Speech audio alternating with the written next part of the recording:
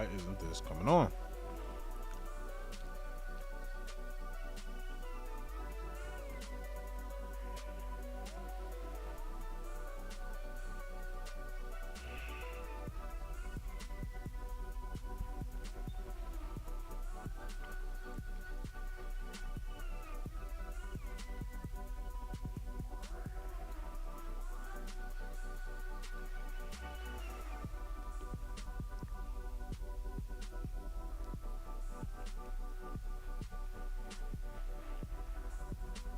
No, no, no, no, no, no, no, no, no, no, no, no, no, no, no.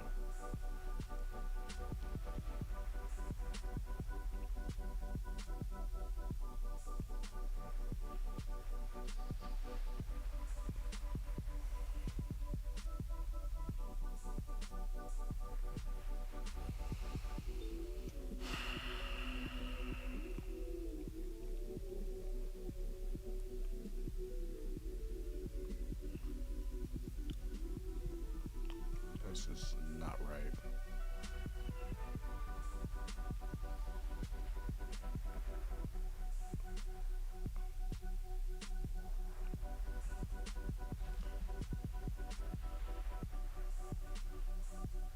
The policing be stopped. You demand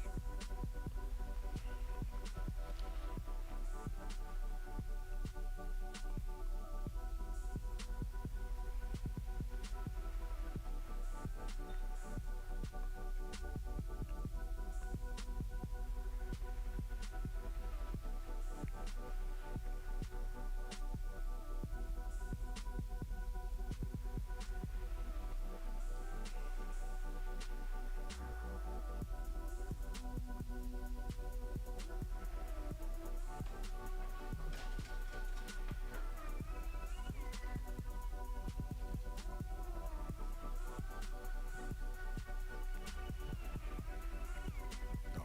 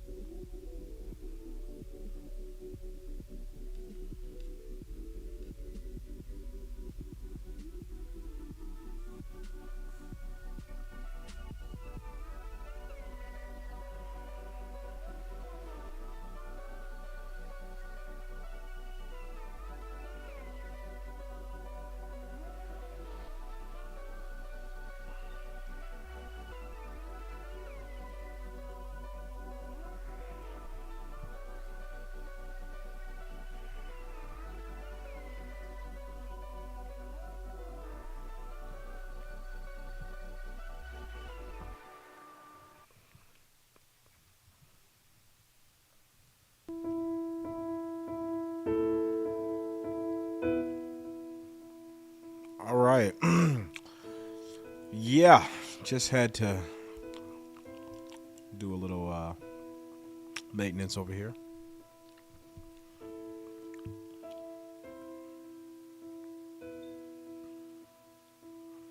You guys already know what it's all about. The Unwoke. Unplug yourself from the Matrix. Do not represent yourself as a woke constituent. Do not. Hold up. All right.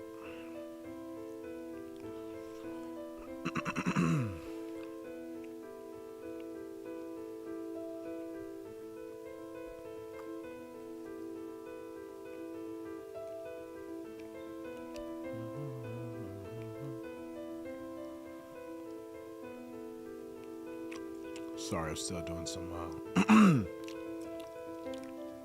technical difficulties over here. Give me a second.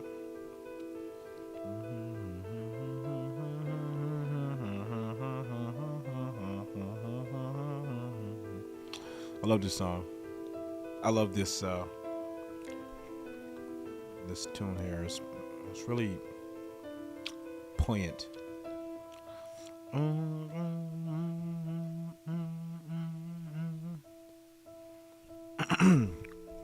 Oh yeah.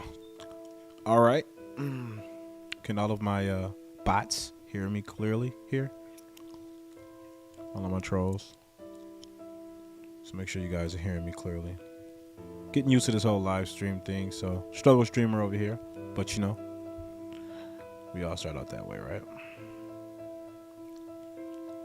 All right.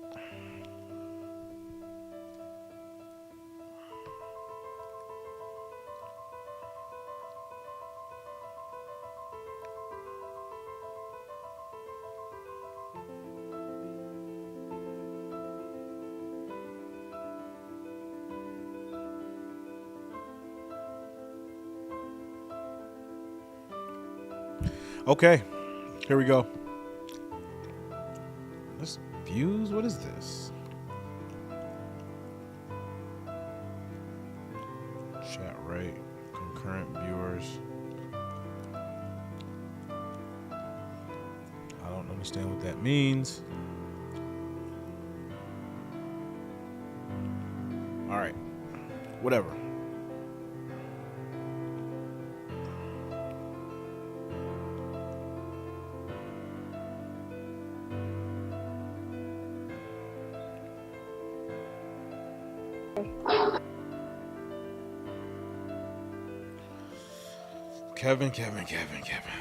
Kevinsamuels. Still trying to comprehend his passing. I don't know. I don't know if I ever will. I don't know if I ever process it, because that man meant so much to me personally.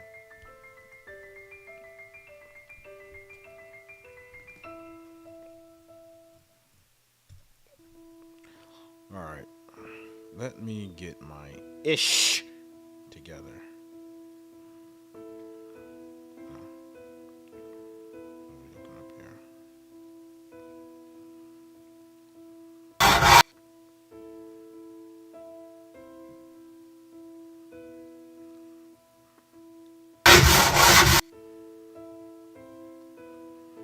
What the?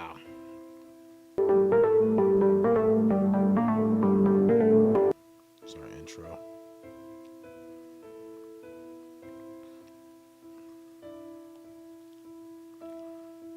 Oh, that's what I was doing. I'm just getting all thrown off track here. Changing that.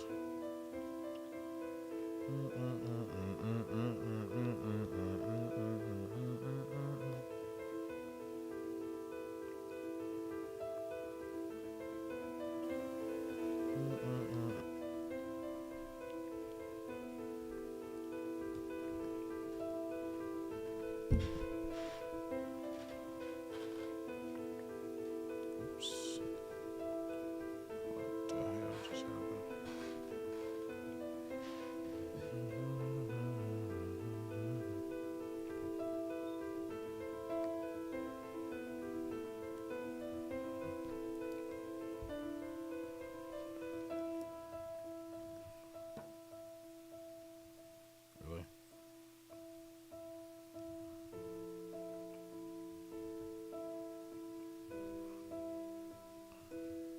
Come on.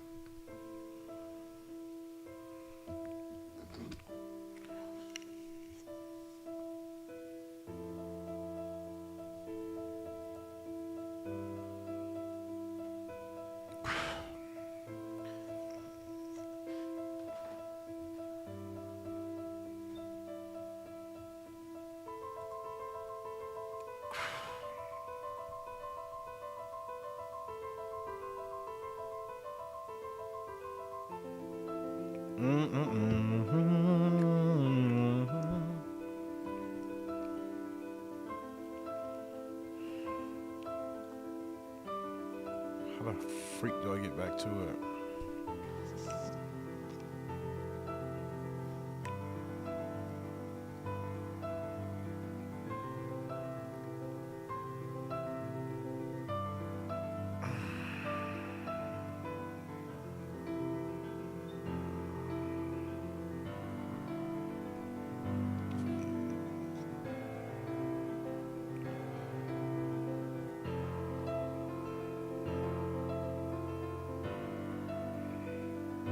Come on, YouTube.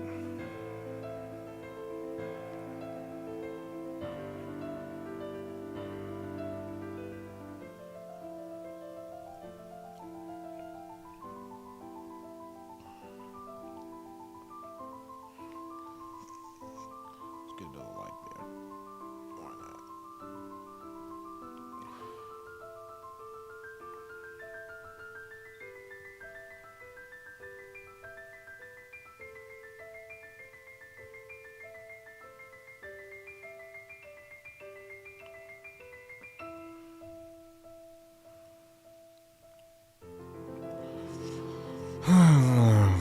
Come on, come on, come on. Oh, is that how I do it? Alright. I'm still learning, guys. Bear with me. You know what I mean?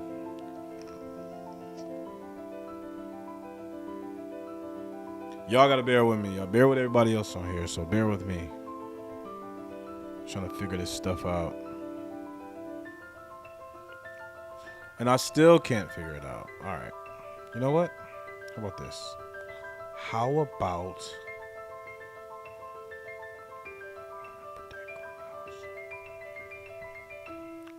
we just go right here.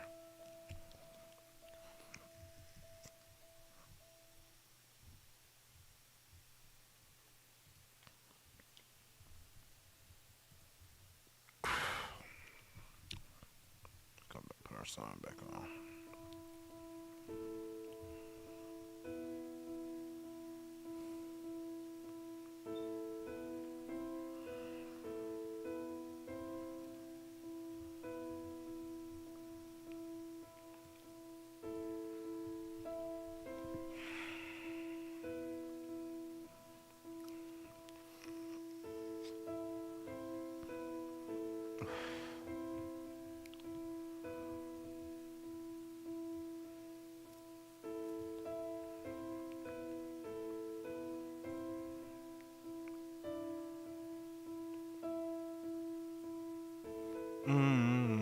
Damn, 7:47 already?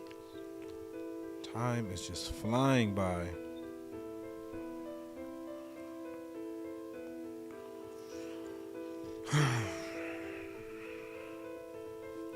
I'm eating nothing but fruits all next week. Nothing. 'Cause I kind of went off my diet this week, but you know, it happens to the best of us.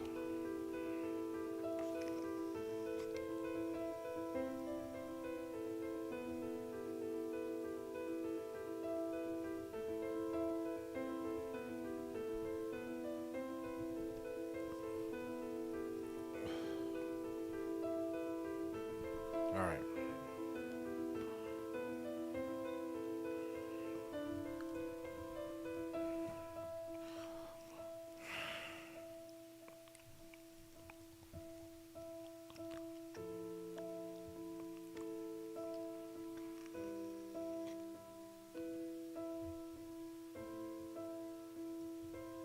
Yeah, there it is. Can't get more deeper than that.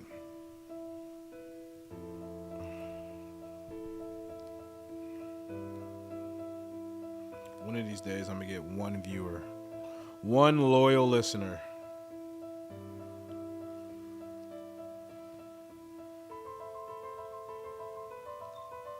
And I won't have to like myself. I won't have to like my own videos. One of these days, I guess.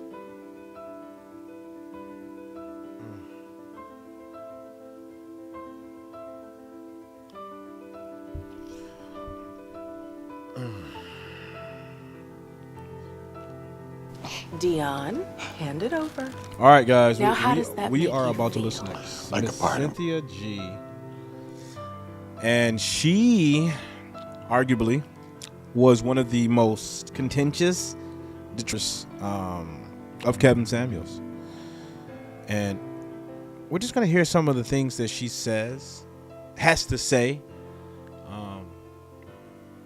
since his passing. I'm curious. I haven't heard anything, so hopefully, I don't know. Hopefully, we'll get some good responses. Or we can make a good reaction video to it. So we'll see. I need to go back here to YouTube because I want to add her to it as well.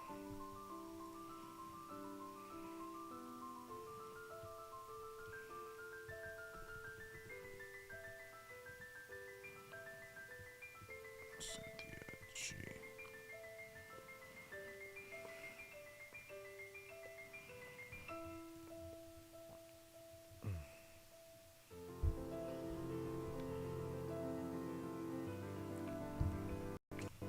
All right. Whoa. What the smuck just happened? Oh. I think we can turn you off. And we are going home. Really? So the device have to like what? Shrink that or something? Okay.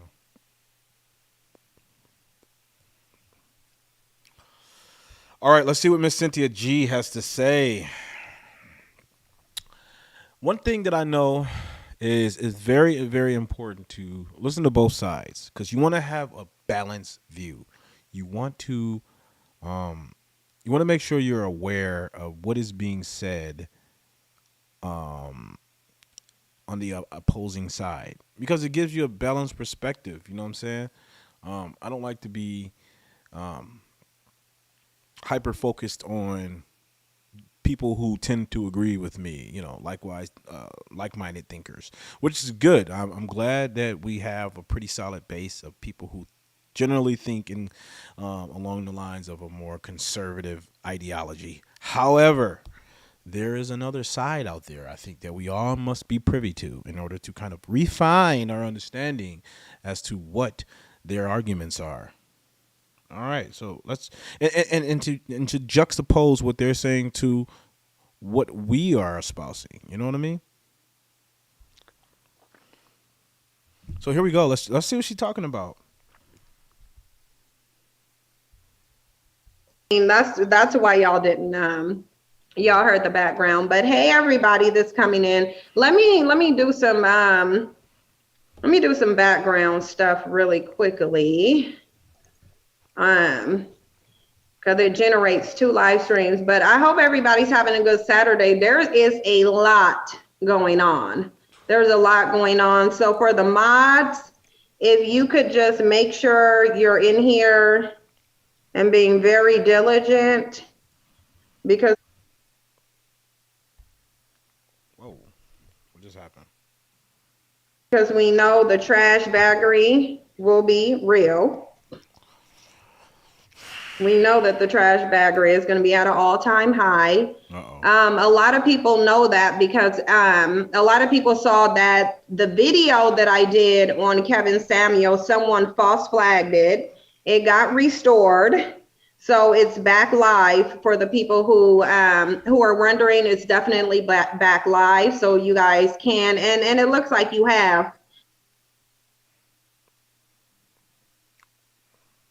Live for the people who are wondering, it's definitely back live. Been watching it because I know because of the view count. But I want to come on here, and of course, you guys have been asking, to do more sister talks and to do more discussions with my sister. So we are here, and the other two are going to be joining us soon. Kendall said I didn't get the notification. Well, y'all know YouTube be playing. Like, let's just be real. Y'all know how YouTube get down. Hey, you know how YouTube. Yeah, they have to know how YouTube get down. They ain't trying to give nobody. What the?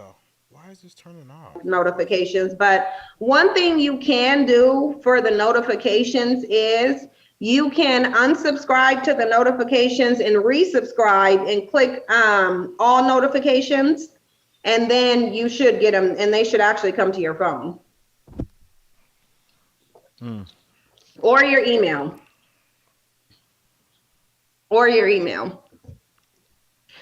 And look, I want to say this because a lot of stuff, well, some of the stuff that I said in my standalone video is coming true. Black men are openly making threats of harm against Black women on behalf of their kitten father, who has now passed on to the realm of irrelevancy. I don't know where he's at. I can't control where he's at. I didn't take him. So it is what it is. But Black men are very mad about this. And even though they're not saying it, this is an L for them. They feel like this is an L. This was the man who was supposed to correct Black women. This was their so-called savior. Now, I think it's silly because literally Kevinsamuels was the woman, the Black woman that he talked about. He was the Black woman that he talks about. So it's interesting. But nonetheless, what you're seeing all around social media, hey, Ella, is a bunch of Black celebrities. I want you guys to note the people who are co-signing Kevinsamuels. I want you guys to note the people who are paying homage to him, the people who are supporting him, who are celebrities. If anybody has seen a white male come out, or an Asian male come out, or a Hispanic male come out and give condolences to Kevinsamuels or support his message, other than Adam 22 or DJ Vlad, they don't really count. But if y'all seen any other white, Asian, or Hispanic male who is not in the hip hop blogging community, who has come out, okay, so people want to, I'm not going to do this with y'all when y'all. The new Gillette Labs with exfoliating bar for a shave as quick and easy as washing your face.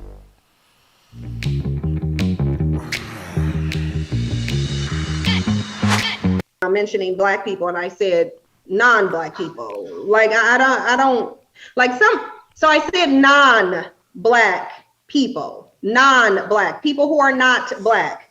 Tamar is Black. We already know most Black women, including Tamar, are Black male worshipers. We know that. So I'm saying, who is the chick right here? Like, who's this chick to the right of her? It looks like her spawn or some shit, like younger version of her. So I don't know. Just curious. Non-Black people. I want y'all to show me the non-Black people who literally sat up here and gave condolences to this man or co-signed his message. Because at the end of the day, for the most part, non-Black people, especially non-Black men, they either don't agree with him or they're smart enough to know that they can't publicly agree with him because of how atrocious his message is. It's really not accepted by, like, it's just really not. Hey, V. Hey. But you know what? I'm gonna yield, because the thing of it is that you ladies have not been able to really give your opinion on it, and so I kind of want y'all to kind of give y'all opinions on it before we move into the new information. And I got so she doesn't want to lead the discussion. She wants to throw out her pawns to take the heat first. So this will be interesting. Get me a cup of some wine. So yeah, for me, I think I won't even kind of talk about the what happened, but I think for me the biggest issue I'm having is like the community's response. Like if you read the threads and if you read a lot of the social media comments about what's happened, there is like this hyper aggressive attitude towards the Black women who are not mourning because of this guy has lost, because he's passed. There's a lot of negative comments about the fact that you shouldn't speak negative about somebody even if they're an awful person because they passed. And it's like there's this whole attitude of you shouldn't speak ill of. I mean, that's a general consensus. I mean, just because you may not agree with somebody, I mean, out of sheer decency, out of just pure respect. I mean, even you ladies, God forbid something was to happen to you, you just don't want to talk down on somebody while they're, if they passed. I mean, I don't know. I mean, it's different if we're talking about, Hitler or some shit like that, but that is a false equivalency to equate Kevinsamuels to someone of that caliber. You know what I mean? So just accepting this notion that it's okay to disparage somebody after they've passed, it's as tantamount to, I don't know, it's just high level, low quality. That, well, I mean, if Low a person was a integrity, horrible excuse me. person, why are we going to speak? Why would we disregard how terrible of a person they were?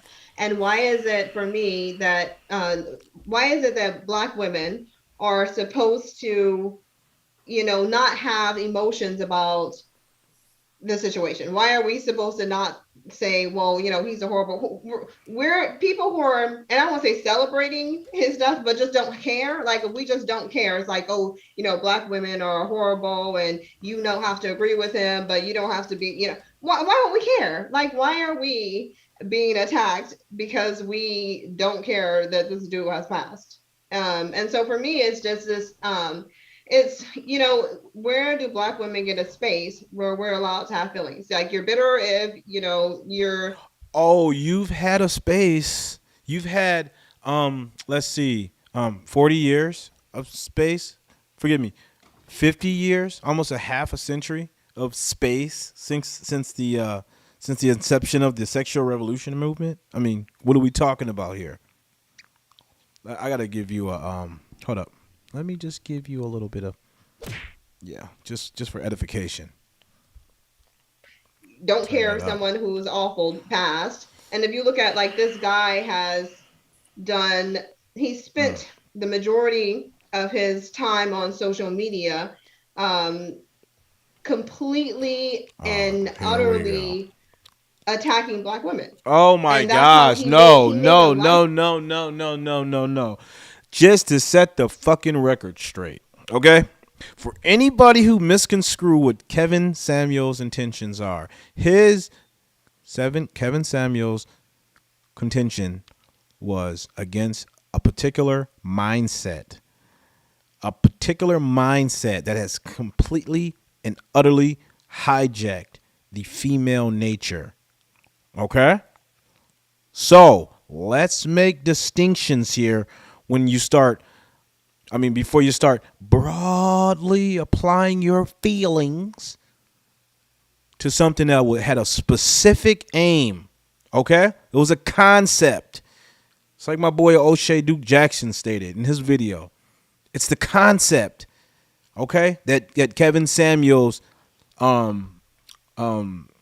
took issue with. Okay? It's a concept, a mindset, ideology, idea. Good God. For himself doing that. And that's an issue for me. But the other bit is, like, he's not living his own truth. He didn't live his truth. He lived it as a lie. And I don't think that it should be, I don't think people should just, like, look away from that and say, okay, well, he's passed, so suddenly we shouldn't acknowledge that he's horrible. He was a horrible person and done damage to the Black community and done nothing.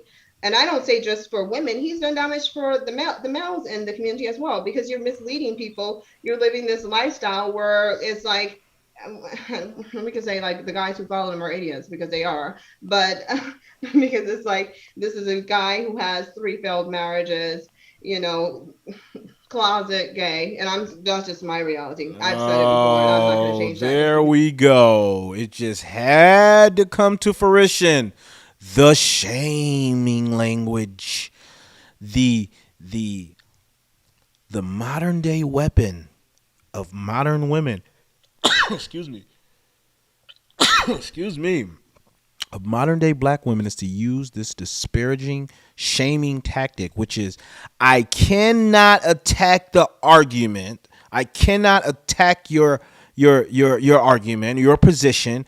Therefore, I must attack your character. I must debase you. It's so fucking juvenile. I'm so tired of it.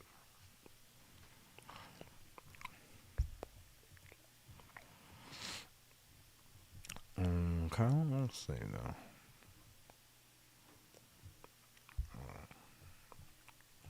Sorry, guys. Let me go ahead.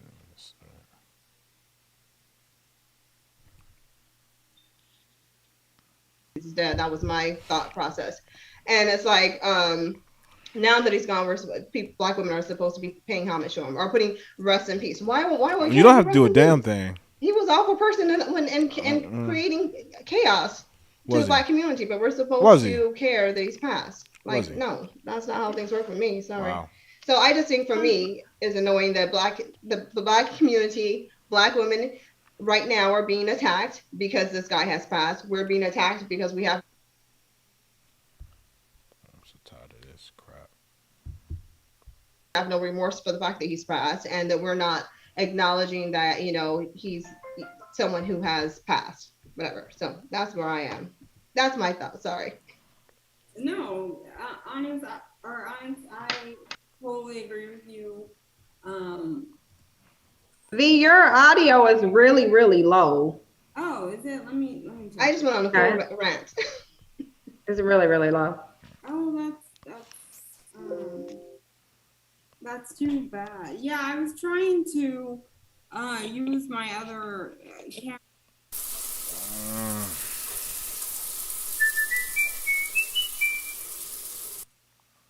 Actively rebuild tooth density to extend the life of teeth with new Crest Densify. 5 seconds is forever. Camera, and I didn't have time to check everything. Let me see if there's a way to make it time. It's way earlier where she is. Yeah. So what do you guys think is disrespectful to like morning time? Say horrible, like acknowledge that he's not a good person. I was trying to speak a lot louder. And let me know if you still can't hear me. I'll try to put in I do have a earplug that I can put in. I can hear you. Hear me. But no, when I can hear her. It's just we can hear her. She's just really low. That's the thing. Her audio is just really low. Yeah, when I first heard about his passing, I thought it was a turnaround for the black community. Yeah, okay. But I definitely thought it was a turnaround for black women in a good way, a positive way. Did you know? Because this is a good thing. This was not a good person. A good thing? This was a bad person. I had a very good feeling. I think it's a good thing that he's passed, and I don't feel like it's something that people. You wait. Did y'all? Okay, I don't know if I heard. Did I hear that correctly? I thought it was a good thing that he passed. Let me just rewind that a little bit. Make sure I heard that correctly. You know, I don't want to jump to conclusions here.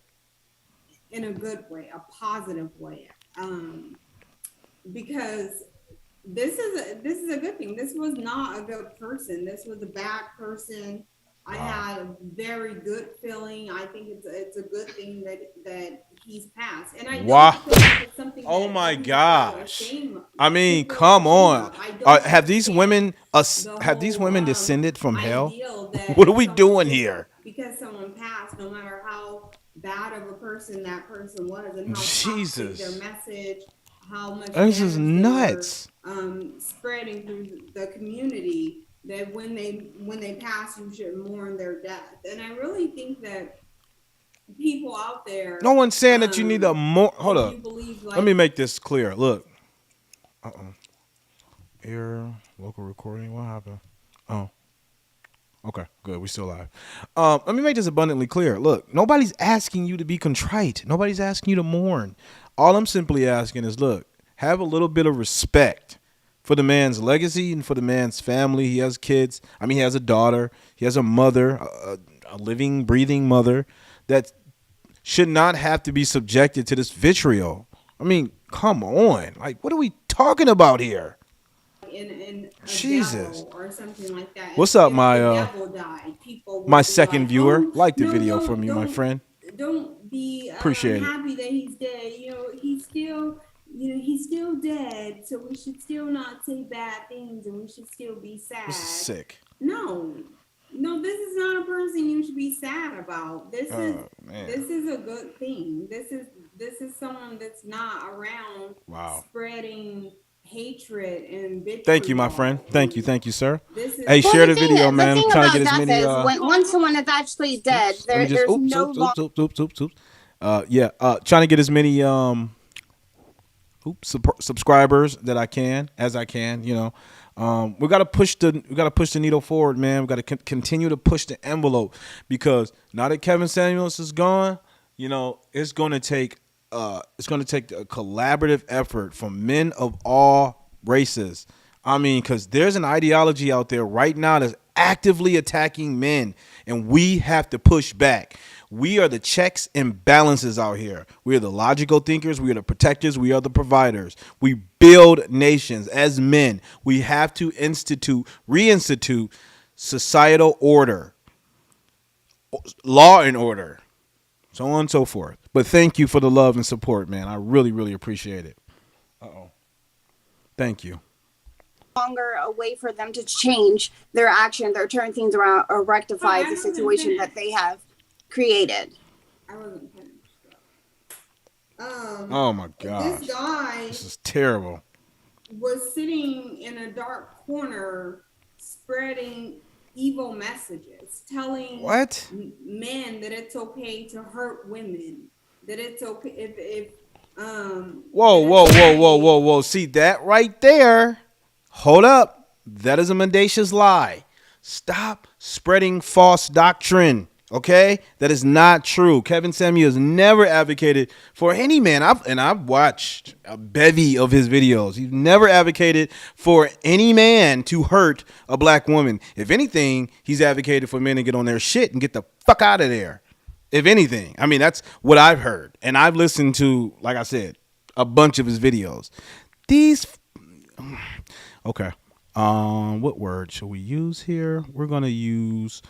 Actually, you know what? We're just going to hit this one. Have a little mercy on me and stifle yourself. Stifle yourself, okay? Just stifle yourself. To go around and Jesus. This is insane. Sexually degrade women. Sexually degrade women?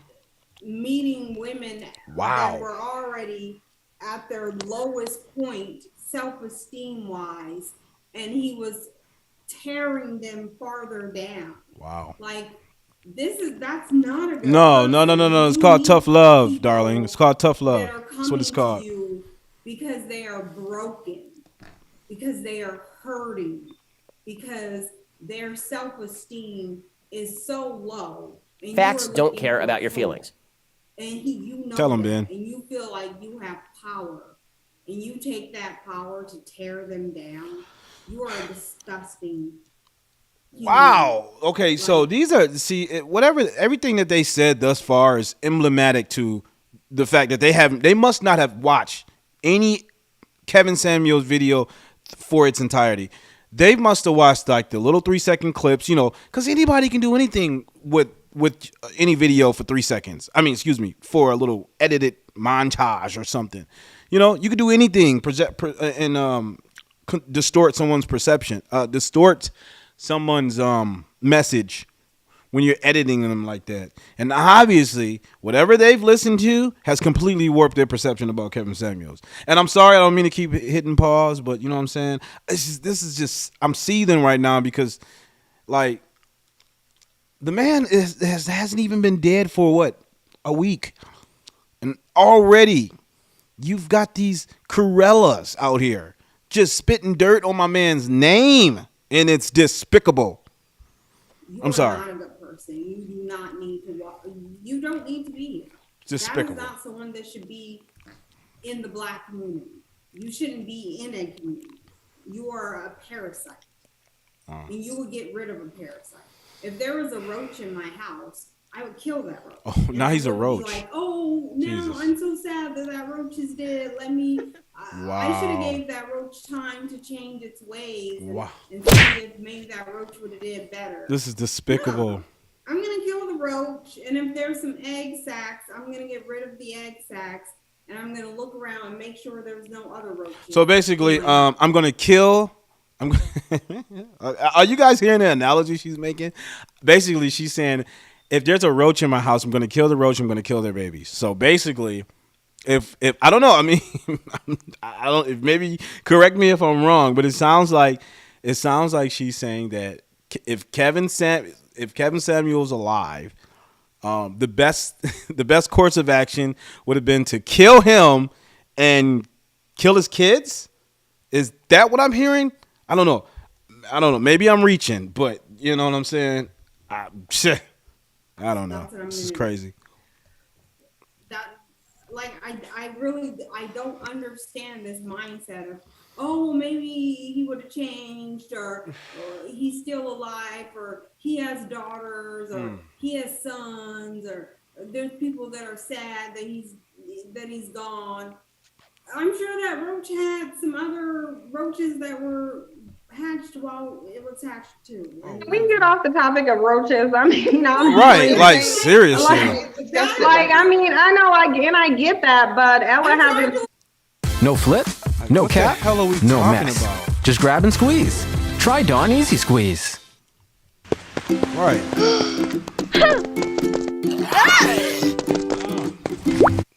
And there's other stuff. I know.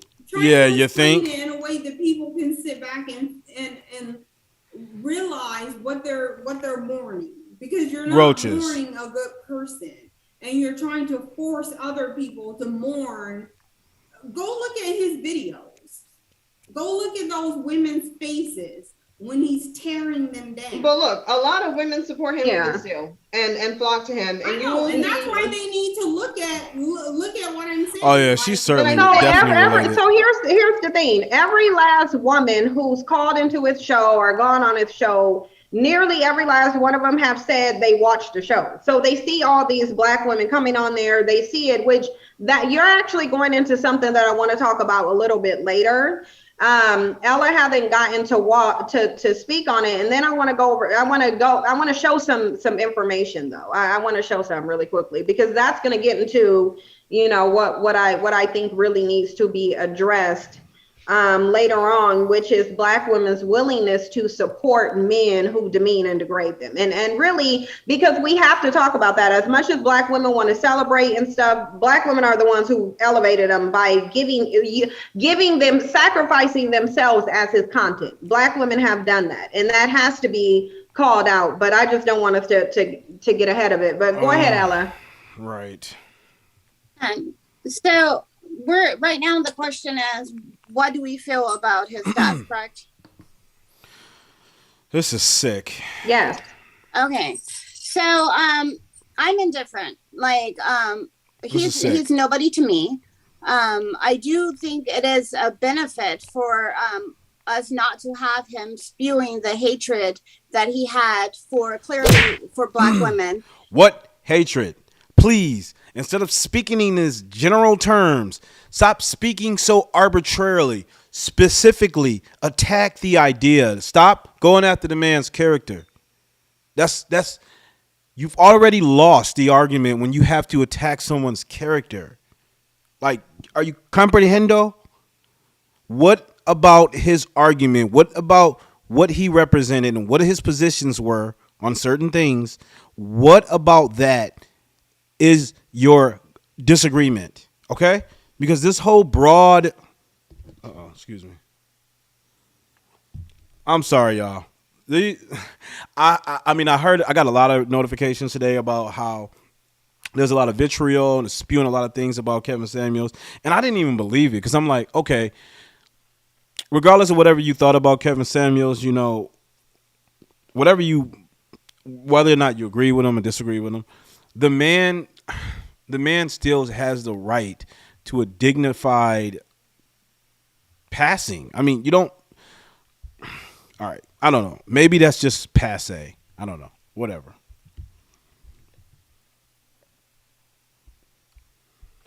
And the negative message Bullshit. that a woman is okay for you to settle. Like if you are my loyal one listener, then you share this video for me, my five, friend. Let's get some people in here, man. We gotta have a conversation. Four because you're a 4, and I appreciate like, you. You are my not okay for you first to listener, my expect first anything loyal better. listener. Like you can strive to be better no matter what, and you can expect better no matter what. And it was really upsetting that when I saw a lot of his shows that let it go. He was telling people, you know, you can go ahead and die alone if you don't settle for, you know, a guy that makes less money than you, because he does, because he's like, you know, these are what the guys that are out there. But it's like, why are we not at the same time telling these women, no, like, just be single, just find yourself some happiness and be single. So this guy, if it's required for him to get a woman, he has to better himself. Why are we not making that a requirement? Why are we acting like that is a bad thing? That's what Kevin Samuel was doing in his entire conversations. He was acting like a woman shouldn't have any expectations. Like if garbage. Right. You shouldn't have any expectations. You shouldn't hold yourself at a high standard. And it's like, yes, you should. And regardless of this, if this one guy, if however many guys don't respect that and give you what you want, then you keep moving along until you find the one that will. Like he's just telling you, well, you know, you're just going to go ahead and die alone. Well, that's a very negative way. No. First of all, Kevin, hold up. Deluded fools in America. All right. So Kevin really put emphasis on this thing he called the danger zone, which was it starts at the age of 27, between the ages of 27 to 35. I think it's 27 to 35, where you have to be hyper focused on getting the outcomes you want. So one of the things that I would notice that whenever he's interviewing with someone who's been in a long-term relationship with some guy who basically is tantalizing the woman and basically waving the prospect of marriage in front of her, but never marries her, he would always tell that woman, why are you still in that relationship wasting your time? You should not stay in a relationship that's not leading to marriage. So that's completely, utterly false. Specious lies. For you to he put was it. An opportunist who took advantage, advantage of the desperation of black women. Lies. He took advantage of the stupidity of black men. He was. I mean, the one thing I will admire about him is he literally looked at the landscape of the black community and he said, "How can I take advantage of this?" And he did it well. No, not true. And Cynthia, you were muted or something. And yes. Okay, I'm exposed for the cause because I want to show y'all something because you're absolutely right. Here's the thing. Kevin Samuels is not new to YouTube, okay? Kevin Samuels has been around on YouTube for a few years, for people who don't know. And he was actually initially talking about black men improving themselves. And I'm going to show you guys a video clip in a minute. He was talking about black men improving themselves. He was talking about black men like losing, basically the stuff that he's saying about black women, essentially he was saying it about black men. He didn't grow. He did not grow. Black men were not calling Kevin Samuels the Godfather. They were not subscribing to him. He had a small, minuscule, what most people would call a struggle channel. He had been doing this for year after year after year, trying to get black. Yeah. Black men to improve themselves, catering his content to black men, and it went absolutely nowhere. So Onyx is absolutely which is 100% true, and I wholeheartedly agree with you. However, it's ironic that after years and years and years and years and years he spent talking to black men, the moment he started talking to black women, the fucking world listened. What does that tell you? What does that tell you about a societal norms today? What does that tell you about where we are in the times today? Oh, I get it. We're in a goddamn gynocentric society, right? Where it's predominantly female led. Look that word up. Gynocentric or gynocracy. That's what we're under right now. Where it's all about your feelings over reality. Where our women and this whole toxic femininity, this toxic feminist, independent, I don't need no man streak is kind of hijacked the nature of a lot of women completely. And they're walking around saying this. Hold up. This is what they saying. Uh-oh. Where that? Uh-oh. Oh, I can't find it. But basically, Facts don't care about your feelings. Absolutely right. What he did is he studied other content creators. He basically took their talking points and meshed it into something that was professional. And he did this because he knew that this would be the route for success. And let me play this video for y'all right now. This 4 years ago, so you can hear it from his own mouth why he started demeaning and degrading black women. And this is, I think this Kevinsamuels situation needs to be a lesson to black women on how, because of your desperation, you and these men's knowledge of it, they can exploit you for profit. But let me go ahead and play this clip. And a lot of times guys don't want to hear that truth. We just don't. You know, if I come on here talking about, you know, female nature, such and so forth, and if I would start bashing women or talking noise, oh man, the likes and everything will go through the roof. But when you start talking to men saying, guys, you know, cheap is some of the most expensive stuff out there. You gotta do better. And a lot of times guys don't want to hear that truth. Now, so basically this is an old video. This is very old. I want y'all to acknowledge that this is not the Kevinsamuels that you saw. He's sitting in his car, in the backseat of a car, actually. He's recording in the backseat, or actually, well, he's recording the front. Yeah, I just saw but he's recording in a car. Okay, very different Kevinsamuels from a while back. And he acknowledged that, you know, if I talk about female nature, if I talk about how black women need to improve, basically, if he do what he later on went to do, he knew that he would be popular. He knew he would be popular. And that's why the King of Reeds is saying, Kevinsamuels said out his own mouth 4 years ago that if he bashed women, his platform would take off. And that men don't want to hear the truth, which is why he switched his content to bashing women. No. That's no. Incomplete. Y'all totally take that out of context. And I see how you can just, wow, that's so clever. So what I got out of this, and you know, y'all can agree or disagree, but what it sounds like to me is what Kevinsamuels was trying to tell men at the time.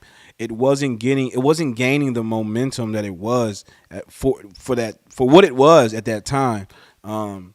Maybe I think that men have been so inured and so accustomed to being beaten down and so castigated from society, basically toxic masculinity, men ain't shit, all these, you know, all of the aspersions that were being cast at men, that have been cast at men for a long time now. But what he's saying is, if men are not going to take hold of the message that he's trying to say right now, then it's going to have to be a matter of them coming to grips that the women are not going to fall in line if they're not going to be right. I mean, if you're not going to have your shit in order, don't expect no woman to come fall in line and follow suit.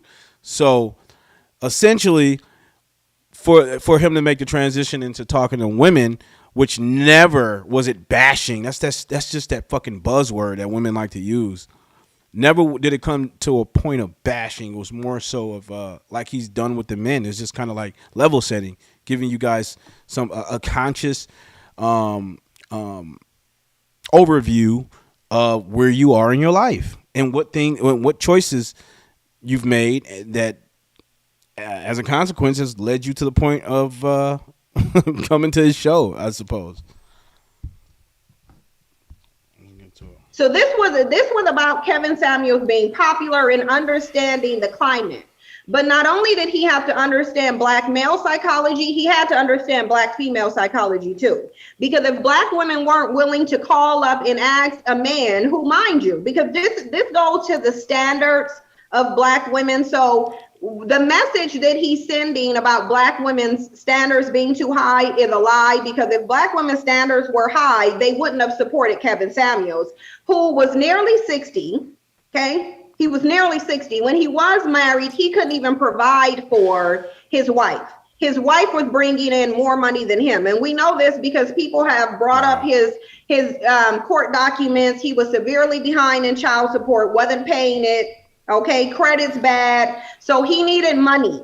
He needed money just like every black man on here do, because there are no high value black men. Contrary to what y'all want to think, there are no. There it is. There it is. There it is.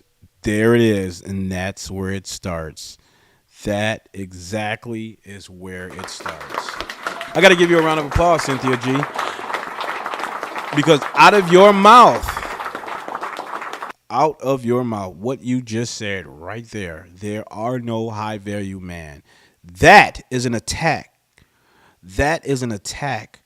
The first attack, an attempt to tear down this archetype that a lot of men are aspiring to be, better themselves. So if women start to share this sentiment and believe that there's no such thing as a high value man, and then men in turn start to believe that, then there's nothing to aspire to. There's nothing to aspire to. Look at the data. There's relatively no high value black men, and the ones who are high value monetarily, the more money they have, they don't even consider black women an option. So there are no high value men.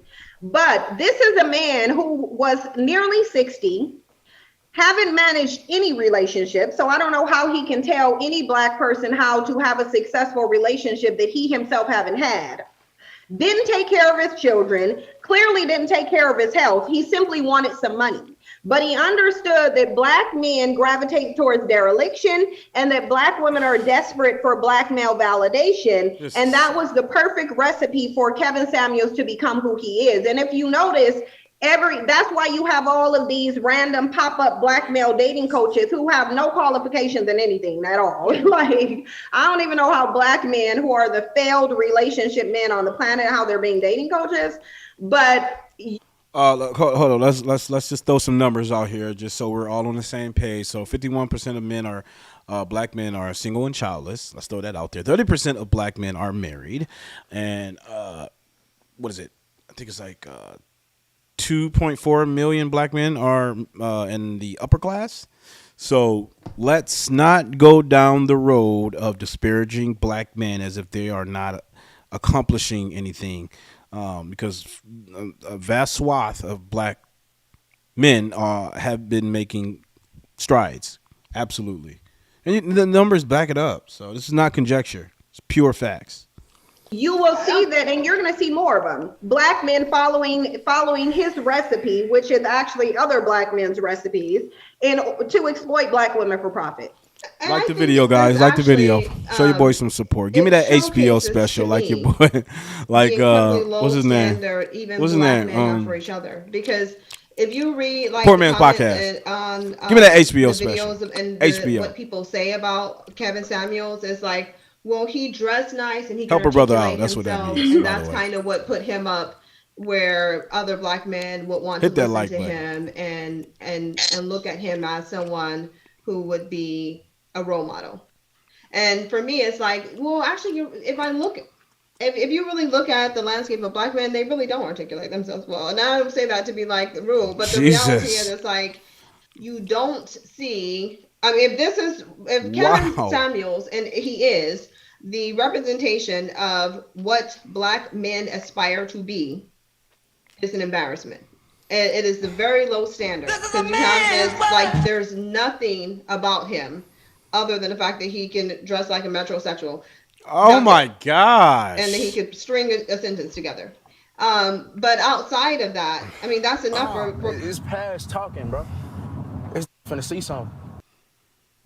black men, and that's enough for black women. And I think like we need to ask ourselves, why was he This is terrible. someone worthy of I can't listening believe to? I'm hearing this. Is Like, anybody why else witnessing for this? me, it's like he once he opened his mouth, you would want to be on the opposite side of wherever he is. But this is someone people tuned in to listen to.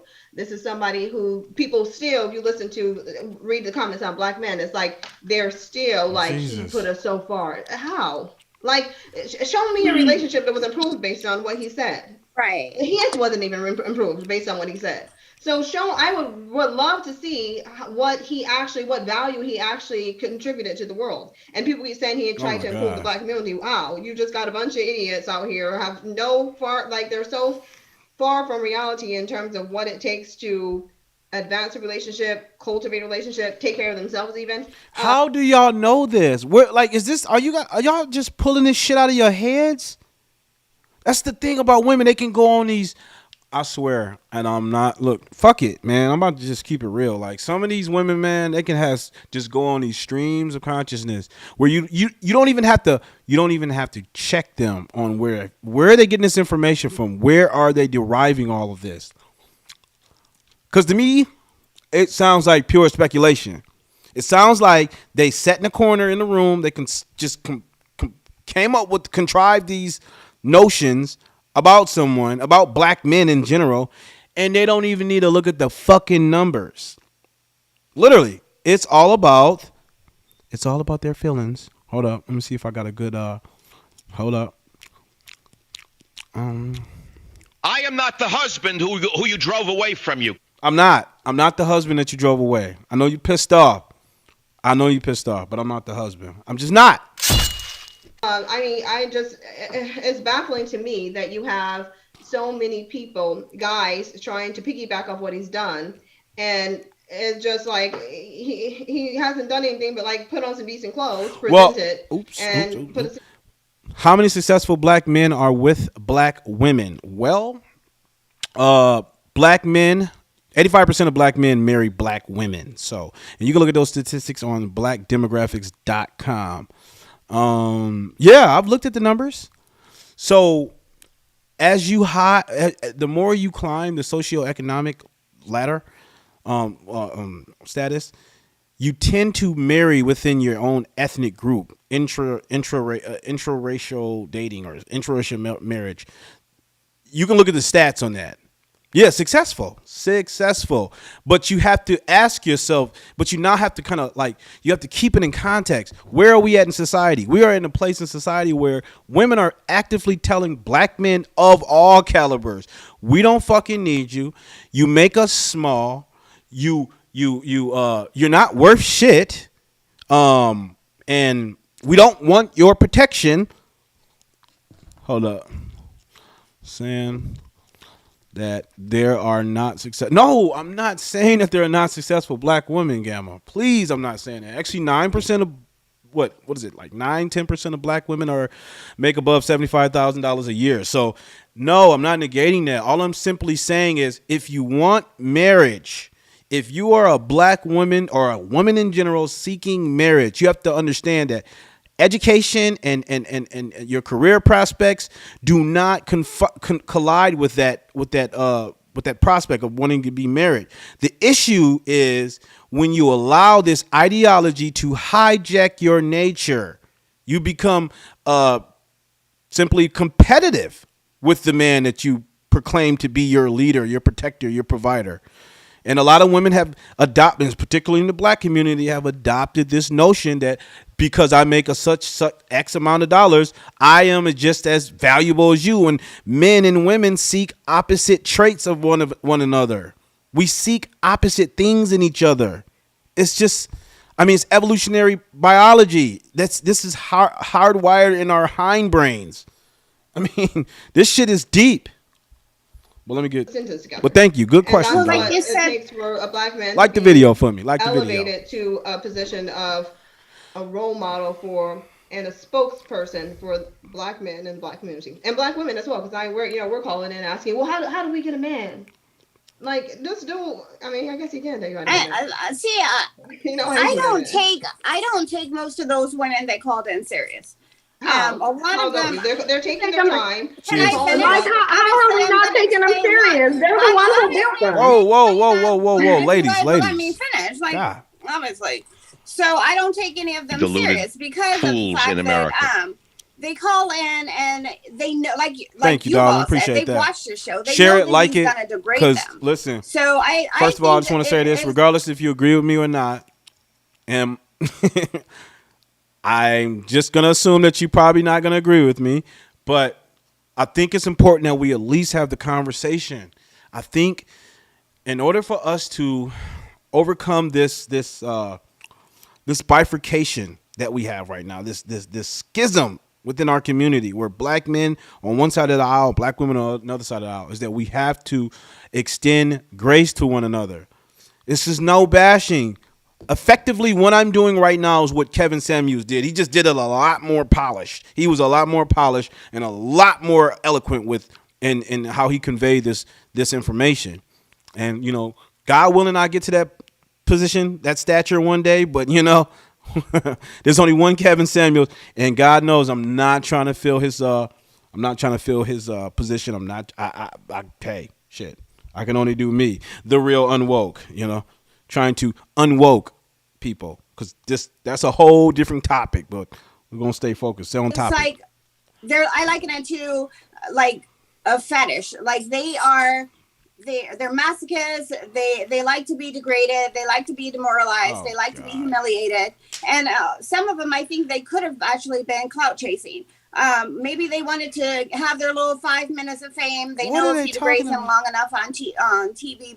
So wait a second. Wait a second. Are y'all really suggesting that these women got on Kevinsamuels? Like, listen to this shit. Hold up, man. I gotta give you guys the. Are y'all literally suggesting that these women jumped on Kevinsamuels' show to publicize their entire life for clout? Now, there were some women. I mean, there were some women that actually did that, and I can't for sure say that they did it for clout, but you know when someone's genuinely trying to understand and trying to learn and gain some insightful information versus those are just getting on the show to just troll. You know what I'm saying? But are y'all literally suggesting that this is broadly what women were jumping on his show for? Like, come on. All I ask is just y'all back up what y'all saying. Like, that's all I ask. Is that too much to ask? Hold up, I don't want y'all to see my password. Oh snap. There we go. All right, let's get this going. Some of them I saw, they said they had their own businesses and stuff. And obviously, if they're if they're saying they're single, some guy is going to look at them and they're going to be like, oh yeah, there's this chick on there. She has pretty low self-esteem. Maybe I can get at her. She's single. You know, she owns her own business. She's out there trying to find. Like, why do you have to have low self-esteem to seek advice? I don't understand that. For a 5 because she's only a 5, or you know, maybe I can get at that. So I really don't take the majority of them serious because of the fact that. Like, they know what he has to offer. Right. Like, they know that he has failed marriages, so he's not a relationship expert because he has no track record of any successful relationships. There it is. Like, there it is. There it is. Women will capitalize on disparaging your character if they cannot back up the argument. If they cannot directly attack the argument, they will go directly for your fucking character. I promise you. It's like default. If they have no sort of comprehensive response to whatever you're promulgating, whatever your ideas are, they'll go directly to shaming you. Your personally, like your personal character. You're gay, you're broke, you know, you ugly. And that's sad. That's just a sad state of affairs. It's like, damn, like, sheesh. The only thing he actually does have to offer is how to, business-wise, how to come up, how you can promote yourself. Like, how he can tell you how you can promote yourself. He can tell you how you can look nice, but that's all he has to offer. What the? Look, have you read? But he wasn't comments? telling any of those women any of that. He wasn't saying you need to lose some weight. He wasn't saying you need to go and get your body work done. Maybe yes, he was. Yes, he was. Yeah, he was. Yes, he was. Thank you. Yeah, Somebody's he was absolutely telling them that they're overweight. I heard him saying that you were fat. I've definitely heard him saying that you were obese. But he definitely wasn't saying if you lost weight, then you would be in a better quality. Never did he say because his goal wasn't to help them. Actually asked them, what can I do to improve myself? And he says it doesn't matter. You're not going to get a high quality man. It doesn't matter what you do. You're not going to get it. It's not going to happen. If you don't settle, you're going to die alone. That's what he said. Because Kevin worked with these guys. Listen, the main question that Kevin would propose to these women is, what do you think the type of woman that the man that you wants in a woman? I'm going to say that again. What do you think the type of woman that the man that you wants from a woman? So you can't you can sit there and assume what that man would want and what he seeks and type of things he would be attracted to. But if the man is directly telling you that I associate with these men are my colleagues, they're my clients, they tell me, they talk to me, he's literally the medium by which he can convey to these women what these men were saying. Okay, he was the segue. God Almighty, like what are we talking about? I'm sorry, I gotta hit the smack button because she just like she ruffled my feathers there. Single time. Yeah, I mean that's fair.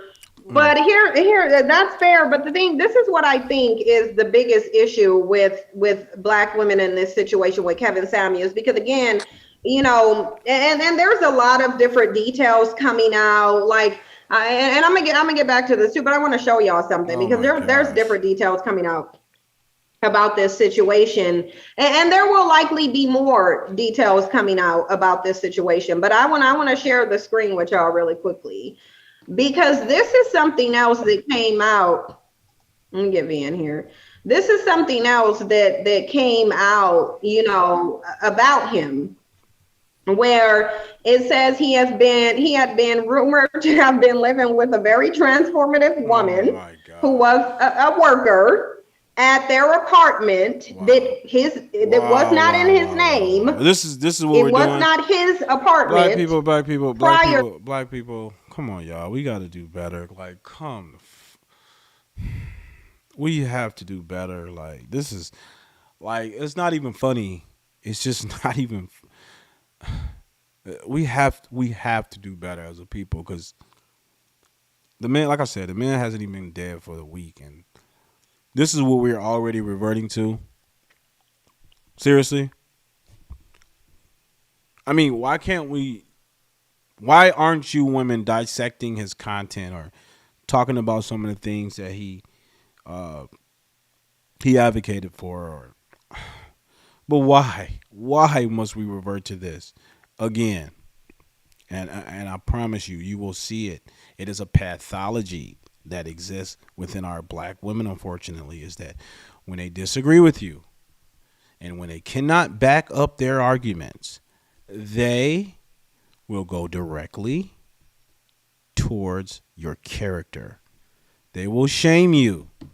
They will disparage you in any form or fashion. I promise. Notice it. It's not just me. I'm just an objective observation. To his passing. So the thing is it's like, I show that because when you see the details coming out, it does speak to Black women's low standards. And this was a man who, for entertainment, catered to Black men's insecurities, catered to Black men's failures, because really, let's just be real. This whole discussion about high value men, first of all, it shouldn't even involve Black men. And I think that if Black women were in tuned to the data and the reality of Black men's situation and not their own Black male worship, then they would understand that there aren't any black man, any high value black man in the community. Kevin was not a high value man. He simply put on a suit and said that he was a high value man. But we know 4 years ago, he's sitting and recording in a car. And actually, it wasn't even just 4 years ago, it was a year and a half ago. He was literally recording in a car. He was recording in a car or wherever, off camera with no office. And because black women, because we have to be real about this, most of the women like the video, y'all. Like the video calling up were black women. And that's why I'm saying, you know, black women are celebrating, they feel like this man was whatever, they were vindicated by them. But we still have to talk about why it is that black women gravitate towards these men who, number one, are not who they say they are. And then we always act surprised when the information come out, but it's like, okay, but if you would make these people show their qualifications, we wouldn't be having this problem. If every black woman who called in required Kevinsamuels to show some kind of certification in psychology or sociology or life coaching, where her voice.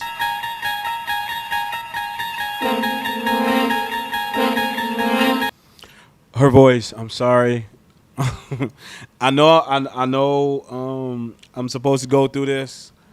But man, that voice. Lord have mercy, God. Whew, Lord, that voice. See, if I had a woman like that and all I heard was just that screeching sound all day, there'd be two things I'd be saying to her. Is stop talking and make daddy a sandwich. Oh, he's misogynistic. Oh, stop it. I'm sorry. I mean, look, women, if y'all gonna be honest, y'all know damn well y'all get irritated too. So just come on, work with me, will ya? Where he's actually had some education and he has some knowledge in the industry that he's in. He doesn't even have to show that. And that's why there's a number of different black men who are doing the same thing. So black women can say, well, ding dong, he's gone, and that's fine.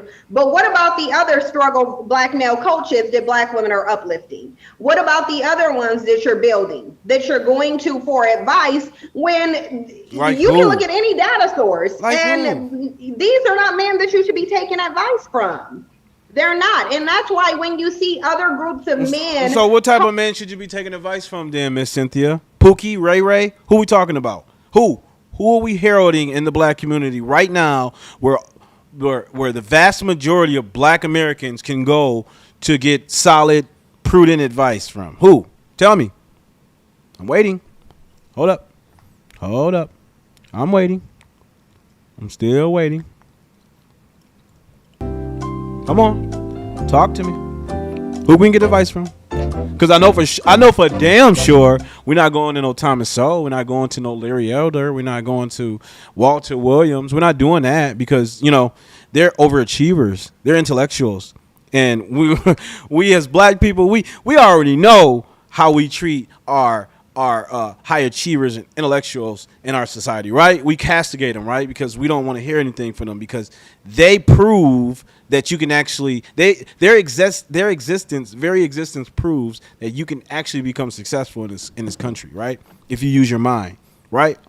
So yeah, we castigate those types. We don't take too kindly to the intellectuals in our society. So we got to listen to our Cardi B's. We got to listen to the babies. We got to herald our celebrity culture because those are our great those are our blue check gods. You know what I'm saying?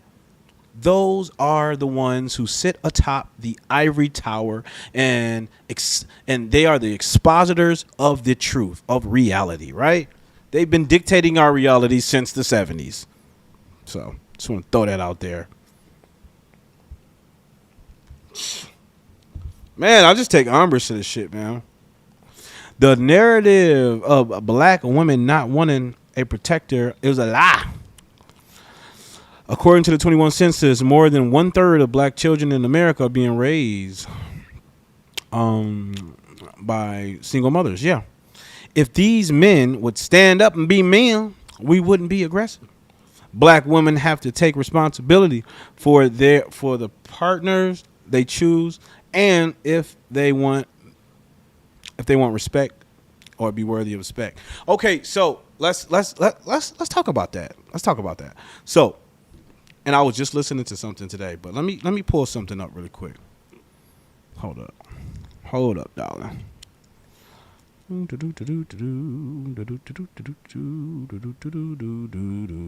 1 second. Okay, so where we at? Oh, I thought I had it in here. I guess I thought I had it in here. But so black women, they don't want preventative protection. Black women, the type of protection our beautiful black women are asking for today is protection subsequent to the action, to the wrong decision making, right? So let me give you an example. Hey, dear, or hey, babe, perhaps you should not go outside wearing loosely, scantily clad clothing because it's going to attract a certain type of attention, right? Or perhaps you shouldn't wear your hair like this because it may hamper your opportunity, your job prospects, you know? Or, hey, maybe you should learn how to think before you react. So these are all preventative measures, right? This correction is protection. I'm going to repeat that again. Correction is protection. Okay? So whenever a black man attempts to correct a black woman, let's go down the litany of responses that very black woman will tell that black man. You ain't my daddy. He's trying to control me. You can't tell me what to do. Who are you? I mean, this is what I'm saying. So the protection black women are asking for, they are asking for men to be crash dummies. They're asking for us, black men, me, see, black men. They're asking us to be legitimate crash dummies. They want us to descend into the fucking and to descend into the bottomless pit to save them. That is the protection that they're asking for. They don't want to adhere to the correction that we give them at the beginning. So that's what I'm saying. So think about it. So a lot of black men today, we just like completely relinquishing this whole protection idea because it's like, fuck it. Black women say they want to be equal. Black women say that they're better than men. They make as much as men. If not, they're outpacing men economically. And black women want to pretty much be the leaders of their own relationships, and they want to have their social groups. Black women want it all. They want it all. And if they don't get it all, if they get 98% of what they're asking for, you are not even worthy of the respect. So, and then we always talk about what happens after the fact, after that broken home has already transpired. But we don't talk about that dynamic that exists within that home. What is that? How is that woman speaking to that man? Is she speaking to him in a respectful tone? Is she giving that man a hot plate when he comes home? Is he providing a nurture? Is she providing a nurturing environment, peaceful environment? Because that's all generally what men want. We just want peace. We want femininity. We want friendliness. We really do. And it's so, God, man, I was jumping for joy when Kevinsamuels just put it in such a simple concept: peace, friendliness, femininity. And purity, of course. We don't want to have, we don't want to have to take on the roles. I'm sorry, I'm just speaking for a lot of men. Most men do not want to have to take on a role of raising someone else's kid. But that's another topic. We'll talk about that. But we're the customers, what ladies? We're the customers, right? We go into the store of women. We are in the store is the market. The market is with all of you beautiful women. Beauty is common. Beauty is common, right? But the thing about it is we are the consumers. If black men are telling black women that, listen, we just need y'all to take that shit out y'all hair. We just need y'all to stop being so aggressive. We need y'all to relax in your feminine. You deserve. I reject the myth of the angry black women. I reject it. I reject the myth of the strong black women, because black women deserve to be in their feminine. They deserve to be vulnerable. But it all comes back to them fatherless homes and things of that nature. I mean, trauma has a vestigial effects, and it has long-lasting effects if you don't seek out the proper help. Let's get back to the video. But good question, darling. Talking to the Kevinsamuels or the Fresh and Fits or whatever, they're more pushing back on that ideology, because it really is an ideology that primarily comes from black men, because black men are broke. Black men have no power. They have no resources. They have no control. And black women are not connecting these facts to the pathology of black men. Are these men providing for her so that she doesn't have to be at work all day and then expecting to come home to cater to? Listen, hold up. So let me make this abundantly clear. So a high value man, a man who, according to Kevin's definition of high value, and I don't have all the 6 tenets because there's a certain criteria that you have to meet before you call yourself a high value man. I'm not a high value man. I know that. I'm a Henry, a high earner, not rich yet, but I'm not a high value dude. I'm not. I mean, God willing, one day I'll get there. But these high value dudes will be able to take that woman from a position where she is in her life, where she has to provide 100%, and he'll take on that load. All he asks is for those things that I aforementioned: peace, femininity, and friendliness. Now let's talk about the average Joe. What can the average Joe do for the average black woman that's working 40 hours a week? Let's think about that. Well, that black man can provide her the option.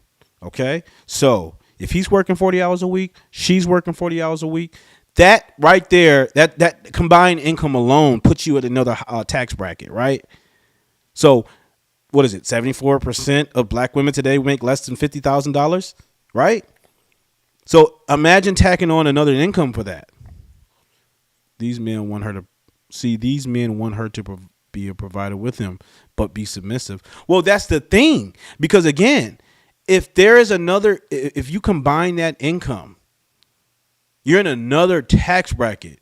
And if you're in another tax bracket, you have more opportunities to save money, manage money better, and potentially put yourself in a position sometime in the future to be able to relax in your feminine and to not work as hard and things like that. But you got an option.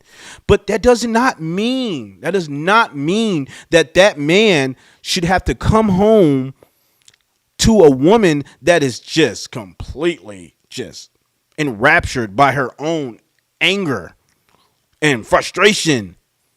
You know what I'm saying?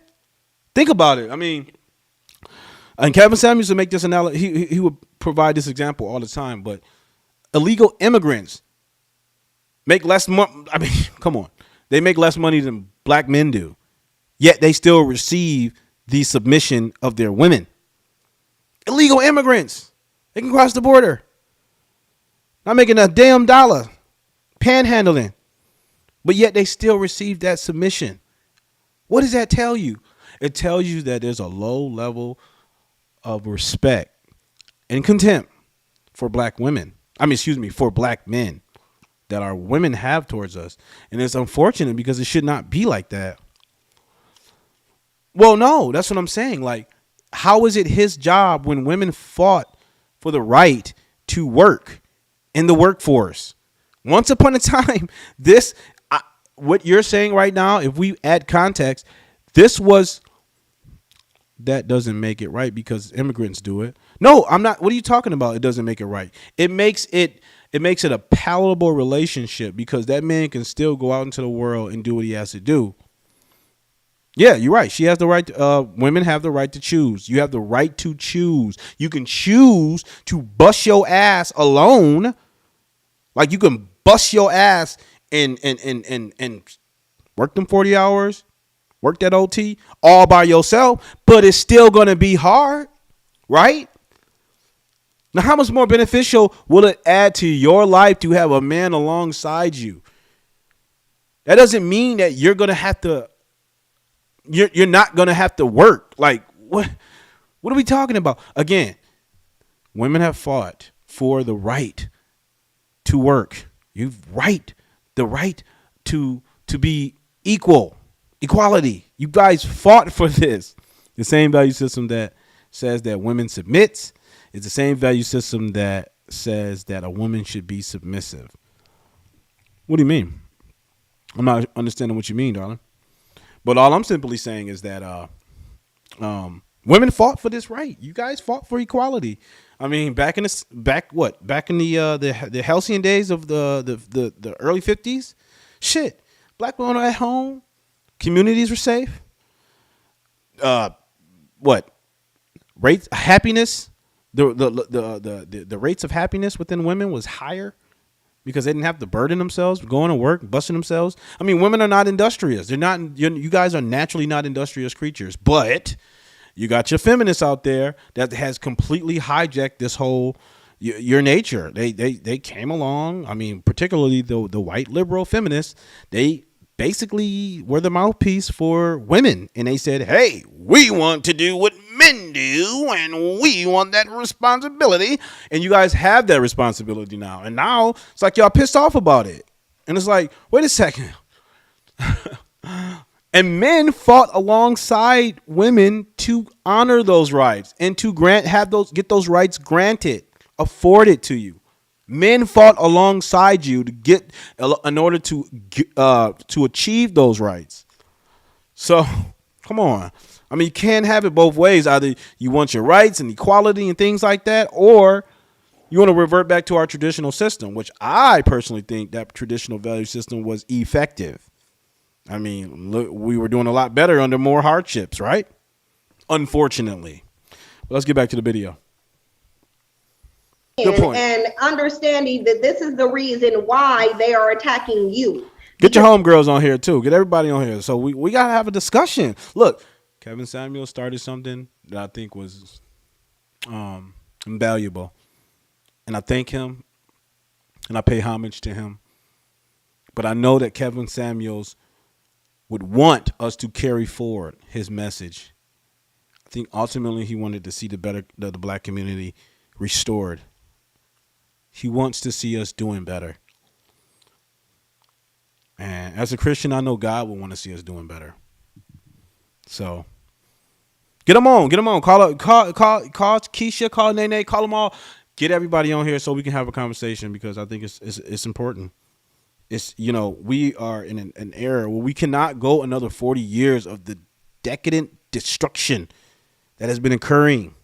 We have to grab the reins of power. We have to. And if we're going to continue to fight, let's at least come to the table to have a discussion. Civil discourse.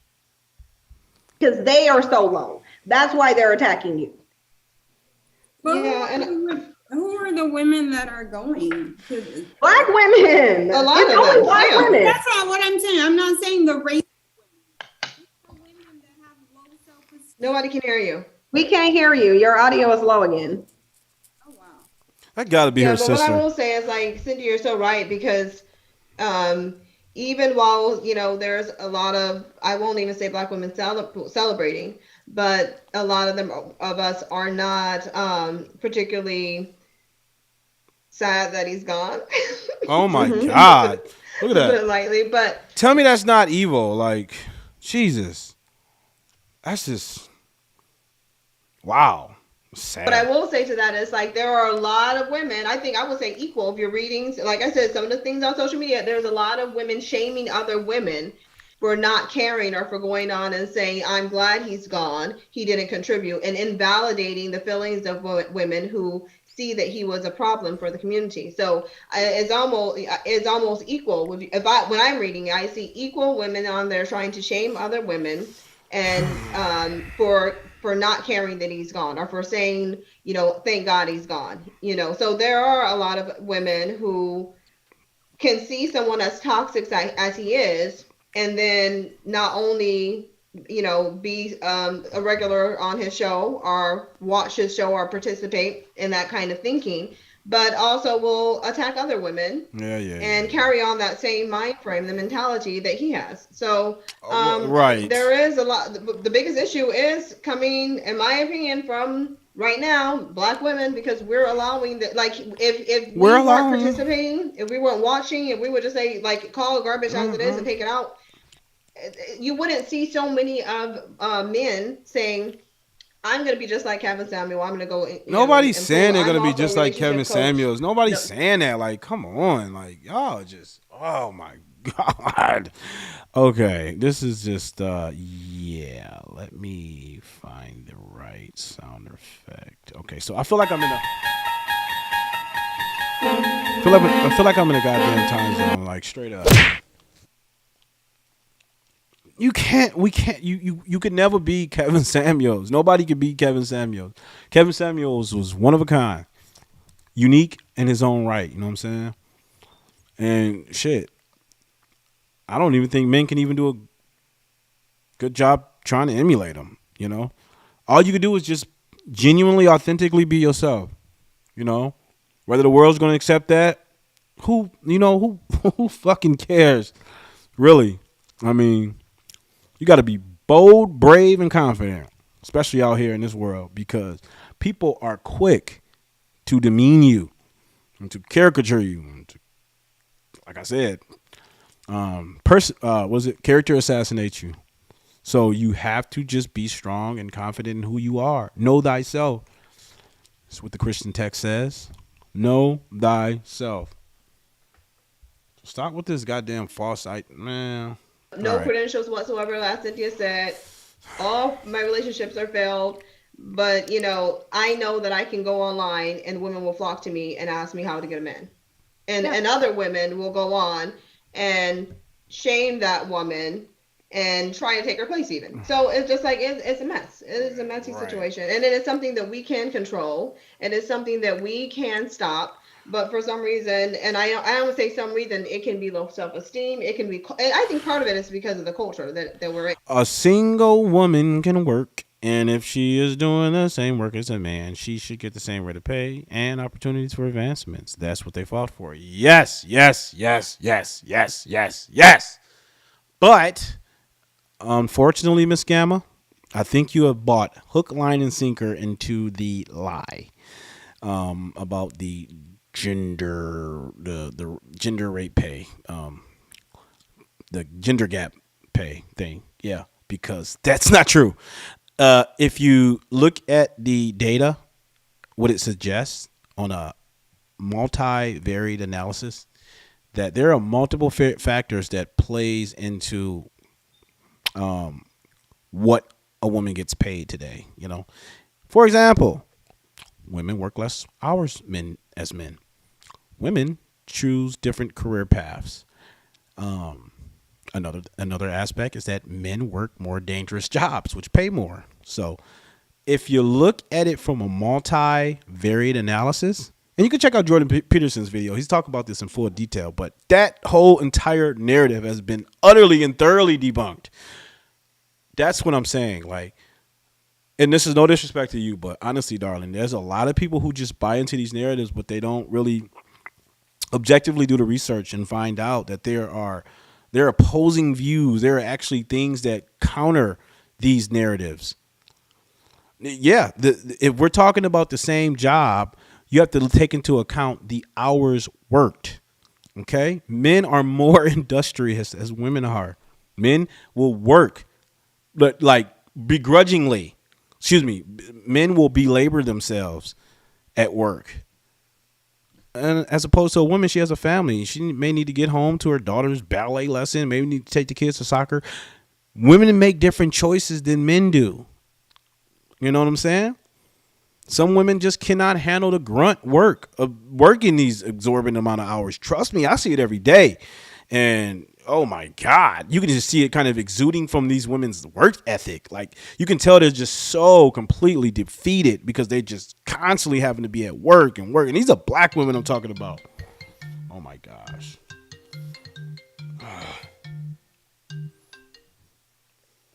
Jesus. Yeah, these are black women I'm talking about. They just look defeated, fatigued, tired, exhausted, frustrated, mad that they got to be at work. And a lot of times they take it out on me. And what I do is I'm supposed to go into the site, you know, what in my line of work, I go into the job into these particular places and I have to, you know, kind of check in on the morale, boost the morale. And, you know, but these shit, even my happy-go-lucky ass cannot bring these women out of the funk that they find themselves in. You know, some women just don't want to be at work. Some women just don't want to work. If they had a choice between working an exorbitant amount of hours and staying home, come on, we know what the choice would be. We know what they would choose. Come on. But men, oh, we got to get out and get it. We have to grind. Grind time. Prime time. You know why? This is a man's world. That's what it is. We are the builders. Society you live in right now. We built it. We have, oh my, I'm not going to get into it. Not tonight. I'm going to hold back. Like black women also are not allowed to have any feelings either. Like we are supposed to be cool with everything. Cool with the disrespect. Cool with, you know, it's just like if you're not happy with it, then you're bitter. Okay. And if you don't like the fact that Kevinsamuels died, if you didn't like his message and you're bitter, well, I mean. And wait a second. Like, hold up, because I think when you say that if a man is expecting this woman to be both a provider and a nurturer, that's unfair. Okay, well, first and foremost, what type of man are you choosing, and who is assisting you along the process of vetting the type of man that you're dating, that you're picking? Because traditionally, historically, there were the fathers, there were brothers. Male figures there alongside the woman, filtering through these men and assisting this woman through this dating and this vetting process, right? We would assist that woman in choosing the correct man to invest her time in. But let's fast forward today. Okay? Let's fast forward today. How many women actively that you know in your life has some sort of male figure, father figure, brother, cousin, somebody there to help them pick?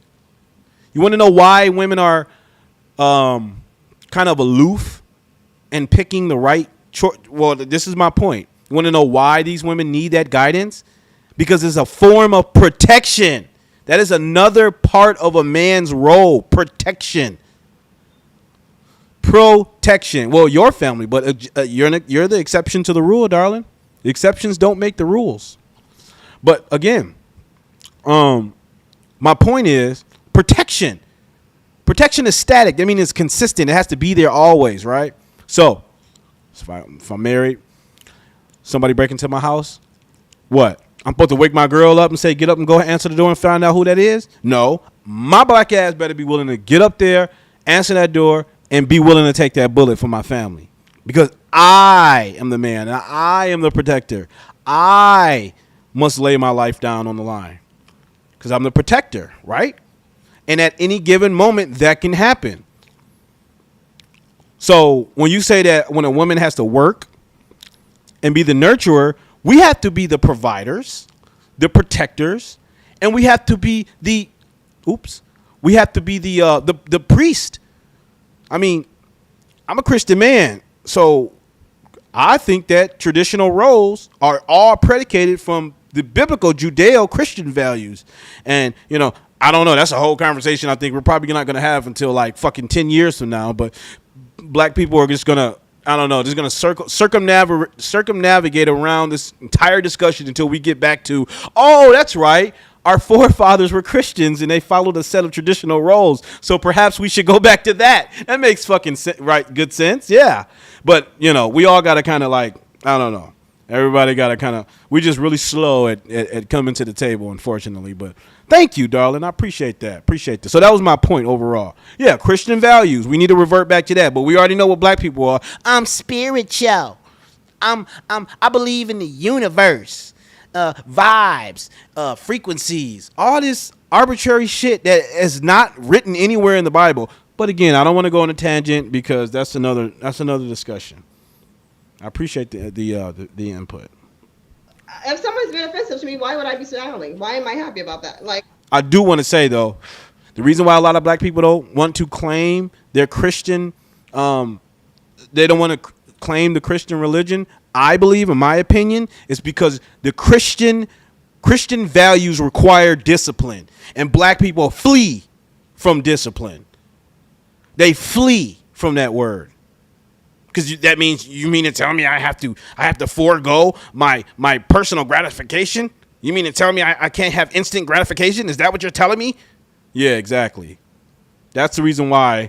Yeah, but that's another conversation. We'll talk about it. We will. You know what? You're my loyal listener. I appreciate it. Like, I mean, I'm not particularly happy about it. So I'm unwoken it's like people out here. There's this pressure on women, I think, to not have anything but pleasant emotions, where if you see things that you don't like by black men or by men in actively general, being programmed, you should just keep silent. And that's what it's called. That's why I say, look, that's why I got the hat on. Unwoke.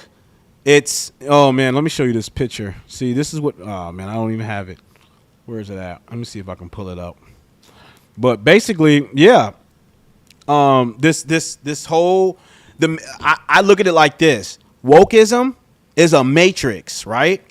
And you have to unplug yourself from the matrix of wokeism. That's abandoning. When you profess to be woke, you have completely, officially abandoned all traditional morals, all traditional roles, all traditional everything. You don't believe a man is a man, a woman could be this, that, that. You start accepting these weird, arbitrary narratives, right? That's what wokeism is. It's almost like this fluid notion that you can do what thy wilt. Do what thy wilt. And look up Aleister Crowley. Well, look, that was his mantra. That was his slogan. Do what thy wilt. And Aleister Crowley was a devil worshiper, for God's sakes. But see, you got me on a tangent. I'm about to slow down. Let me slow down. Let's get back to these Cruellas, these spinsters here. Or, you know, you're a problem. You're angry and you're bitter. Yeah, and I want to say this because people are saying, you know, well, and it's like what Onyx said, well, he's, you know, closeted or whatever, which to me, like the video, y'all, the video. I got 4 loyal listeners. Live whatever lifestyle they want to live. However, when a man is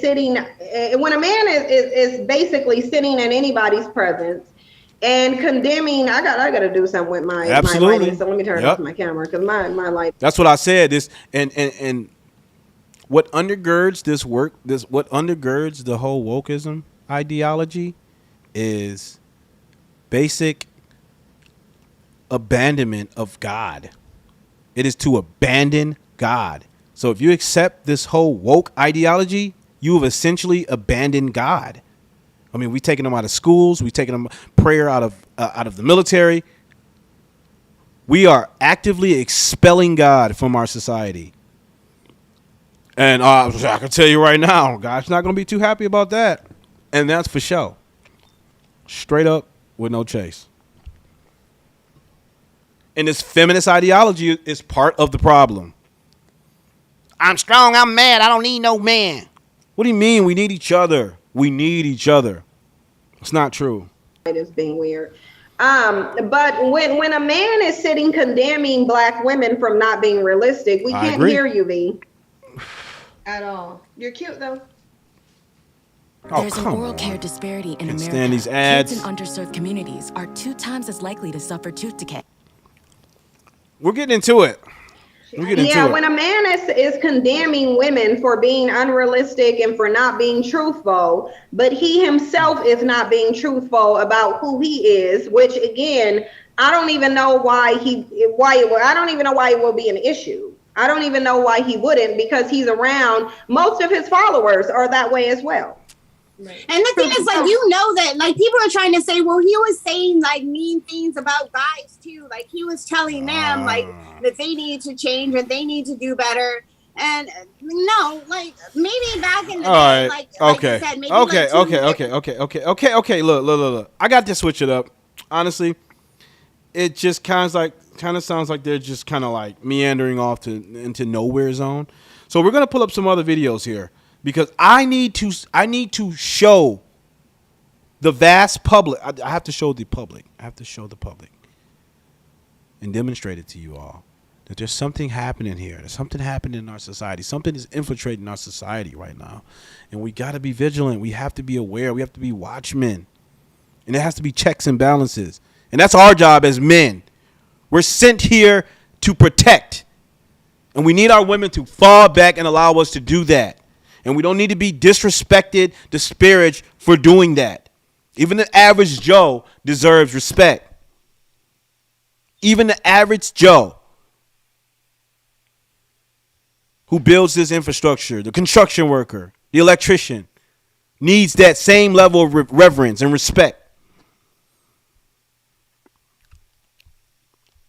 Because we're here to ward off any sort of predator, i.e. Satan. That's what God sent us here for. Women, let us do our jobs. All right, let's check this out. Check this out. Oh my gosh. This is it right here. Come on, Kevin. Talk to him. Now listen to this. Gamma, this is probably going to help you understand a lot better. Wow. What I meant about the average man. Hello. Hi. Back to the Bonnet Chronicles. Hi, No, how are it's you? not Should have the same level of respect. Okay, back to the head. Regardless if that woman has to work or not. Hello. I love your show. I love your content. All right. So at what age do you feel like your man options start to run out? I think 26 and beyond. 27. Okay. Around there. At what age do you think if a woman wants to get married, should she start really focusing or stressing out about it? Yeah. What do you think? What do you think Satan? Hold up. Where I am personally, I would say. What do you think Satan? What do you think Satan offered to Eve in the Garden of Eden? Opportunity to be as the man, if not better. Wholly seduced. All he did was say, "Hey, darling, you could be a god. You can have opportunity. You can be equal. All you have to do is to disobey the authority of that man. He's not your God." When quite the contrary, God has an order, a spiritual order. God over Christ, Christ over man, man over woman, woman over children. That's the order. Anytime you break out of that alignment, you setting yourself up and you're susceptible to spiritual warfare. You just are. Destruction of Yep. I got a whole entire timeline. Look, I'm about to unwoke the shit out of people because I don't know. Like I said, I've just been sitting back listening for a long time, and I've just been gathering information, research, doing a lot of research, reading a lot of Thomas Sowell and a lot of other thought leaders. But I think it's time for me to start speaking. I can't just be sitting on the background on the bleachers. I got to speak. I have a moral duty. Not my truth. This is not my truth. Oh my God. It's not my truth. It's the truth. There's no such thing as my truth. It's your subjective understanding of the truth. Excuse me. Whenever you hear someone say, my truth, that's their subjective interpretation of the truth. There's one objective truth. One truth. One. That truth is God. One truth. One truth. One way. Christ is the way. That's it. Say 20, right after college. right after college. Which is what? How old is that? 24, around that age, 24, 25. All right. You should want to have be married? Do you want to be married? Yes. How old are you? 23. So are you stressing out about it yet? Man, I'm gonna miss Not this too much, guy. no, but a little I'm bit. gonna miss him. Honestly, a little bit. So why do you want to be married? Why do I want to Kinda be work on my married? posture Because I here. feel like I'm for the partnership. Like Partnership. Oh God. Yeah, I just want to be, loved with someone, have a companionship. That's why. I don't see myself on the single market for long. Well, you can buy a dog and get that. Yeah, you sure can. But seriously though, outside the Yeah, you can. companionship and that. Okay. With another man, companionship with the man. So, how many children would you like to have, if any? I'm open. I don't put a number. I'm open. I don't have a number. So, you want to be married, but it's just kind of this fluid, open companionship. Yep. No discipline. That's why you put a lot of thought into this. No discipline. Fluid. Yeah, I want to be married, and Do you I have a want to degree? have kids. Do you have a college degree? Yes, I do. Marriage is about I almost duty bet you put more thought into your degree than that. and sacrifice and Actually, honor. no. Okay. Oh, I would think. Well, what I'm saying is, at 23, it's like the companionship. Okay. So, all right, let's test it. How old do you think your husband will be? Personally, from personal experience, probably older. About what age? 30s, late 20s, getting into 30s. 30s, probably. 30s is a whole decade. Yeah. 10 So years. where? Late 20s, 30s. That's like. Okay, so like a specific age? Yeah, like an age range. Yeah. 27 to 38. Just throwing that out there. And how much money will he make annually?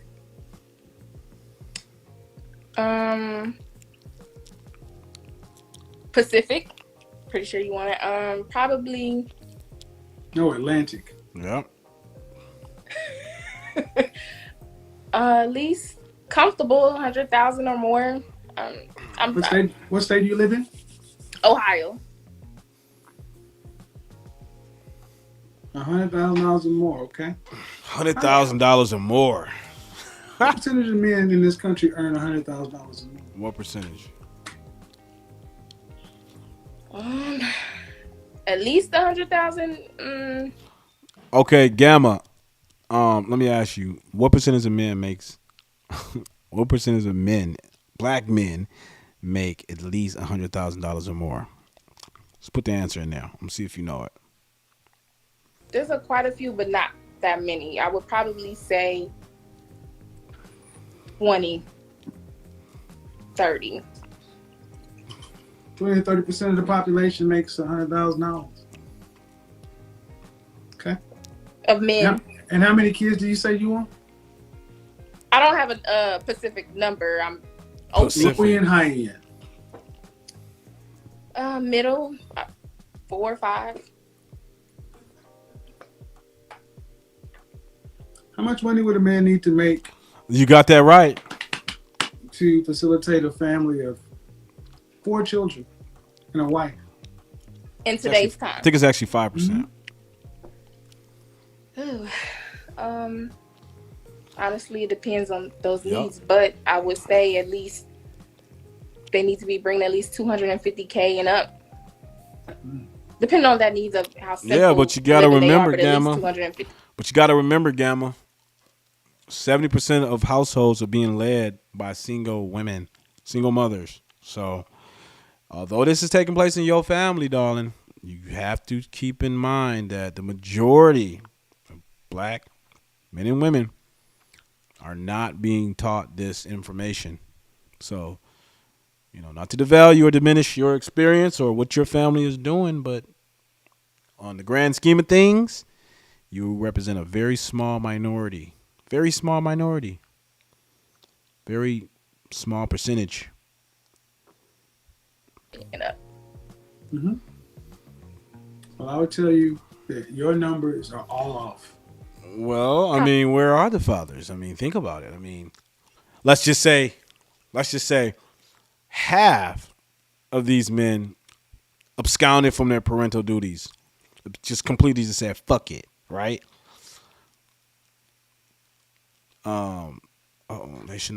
They should take some blame, not just black women. Yeah, okay, well, we have been taking blame. Think about the early 80s. We had the Maury Povich show. Think about all those black women that would get on that show. Oh, he ain't shit. He ain't this. He ain't that. We got that. We had the Oprah show. We had the Color Purple. All of these movies all of this media that was promulgated, right? All of these things that were being promulgated to black people in the early 80s and early 70s, and even in the rap music, and even in the R&B. All of the songs are being made for the Pookies. Even today, you hear what's that girl named Summer Walker singing about London on the Track. It seems like all of the praise and all of the reverence and all the respect goes towards the Pookie, the lowest of men. But the average guy? But let's go back to what I was saying. I say half of these men. No. Yeah. You just said that the households are being led by women like it's their fault. No, well, that's what I'm saying. Is it just men's fault? All I'm asking women to merely do is have some introspection. Doesn't it take two to tango? So whatever that man did to contribute to the destruction of that broken family, the woman is just as culpable, right? So let's think about that inner dynamic that's taking place in that home. You ever lived with the woman that was fed up and frustrated and pissed off and angry and hostile and aggressive? Have you ever lived with that kind of woman? Because I can tell you from experience and dealing with these type of women, they're insufferable. So, a man of my character, I will flee. I will fucking get out of Dodge. I will leave that situation. And I think any reasonable man would extricate himself from that household if he has to come home and deal with that insufferable woman, right? So like I said, let's split that 70% in half and say it's half of it's the man's fault. My question is, does the other half fall at the feet of women? And if you said that several times, I apologize. I didn't read that. But a lot of women do not and will not accept accountability for their contribution. They'll just put the entire bulk of the blame on men. That is the whole issue. That is the entire premise behind what Kevinsamuels was trying to say, is that we need our women to accept accountability for their part in the destruction. So they have to face the world alone. No, they don't have to face the world alone. They do not have to face the world alone. Black women choose to face the world alone. And excuse me, if they do decide to go at it about it alone, now up until a point where you've reached the age of accountability and you know the difference between right and wrong, and you've known that you've had some traumas and you have not sought out the proper help, addressed it in either counseling or therapy. But come on, man. There are people out there willing to help you. The problem is, unfortunately, a lot of our sisters are too stuck in their own goddamn way. And let me hit the smack button on that one real quick. What the? Oh, no, that's not the smack button. Yeah, they're too stuck in their own goddamn way. You can't tell them shit. What did I say earlier? Correction is protection. Ask single. No, No. I would ask. This is the question I would ask those 60 single women. I would ask those 60 single women, hey, would you be willing to be submissive and respect your average man? Are you willing to level set yourself and accept that this is the type of man you chose to lay down and have children with? And let me bring you back to the numbers. Let me bring you right back to the numbers, Gamma. 51% of black men are single and childless. Let me say that again. 51% of black men are single and childless. 30% of black men are married. What does that leave you with? If we have 100% pie, right? And we take out 50% of those, and then we take out another 30% from the market, that means 20% of men, roughly 20% of men, which I would argue are Pookies and the Ray Rays, are the ones that are cycling through women and responsible for the lion's share of the children in our community. Why do you think Pookies and Ray Rays got 9 and 6 kids? They got 10, 9, 50, 11 kids because they're bussing women back to back consecutively and rotating them. But women are still attracted to these kind of guys because they are the drug dealers. They got that street credibility. They tall. They sexy. They got all this. They got this. Women are, unfortunately, our sisters are attracted to that type, that caliber of man. But the average Joe, the dude working at Walmart, may not. It's not a high end earning, but she will turn her fucking nose at that guy. I'm not about to fucking deal with no nigga from Walmart. Are you shitting me? I ain't dealing with that. Straight up. How many of those? Okay, so either way, if you want to do that, I mean, because see, Gamma, you're not being fair. But if we're gonna take your argument that these men or some of these men are gay, that still takes these men off the market, right?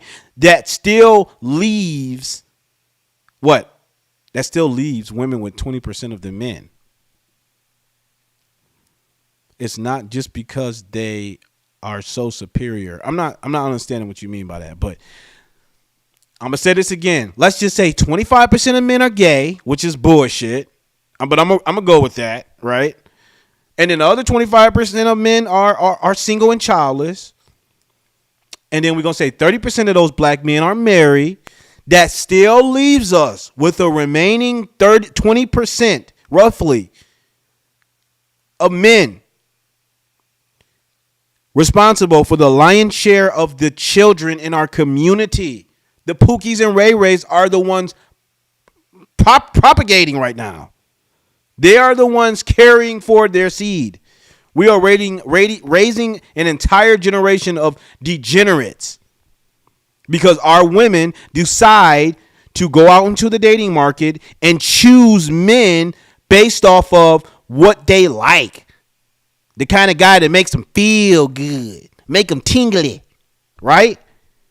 But not the man of stature and character.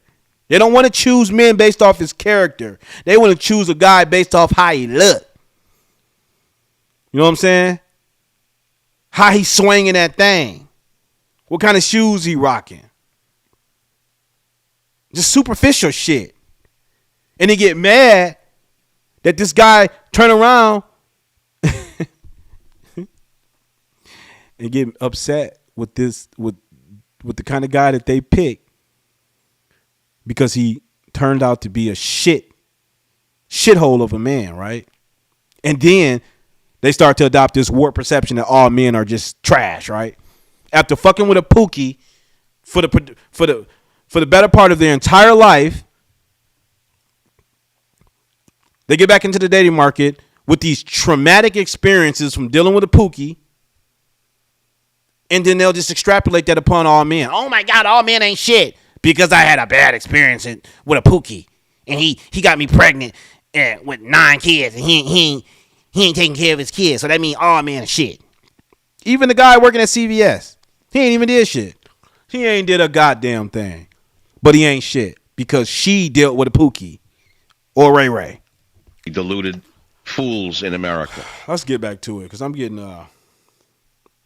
apoplectic here. Probably so. I agree.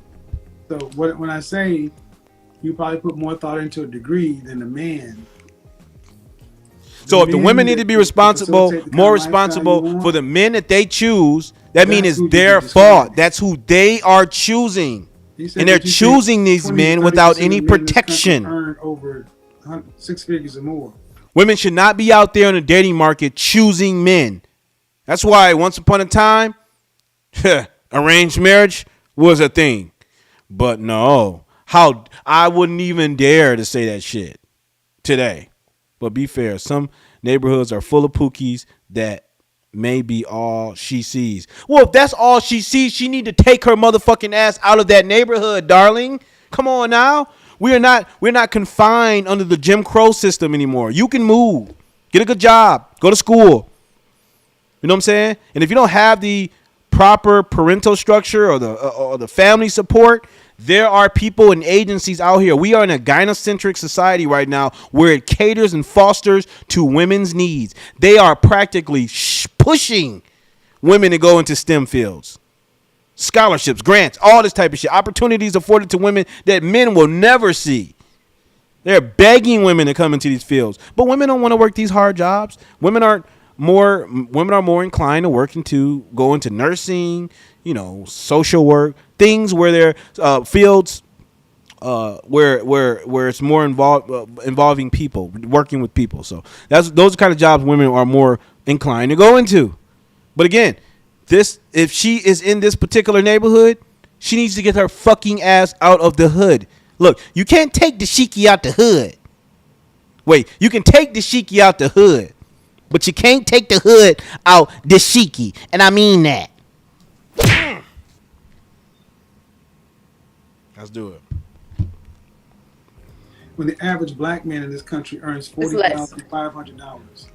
No, it's much less. It's 10%. Yeah, I do know that. It's less. No, but you said 20 to 30% earlier. I didn't know you were talking about just black men or just men in general. It's men in general make 10%. Yeah. Okay.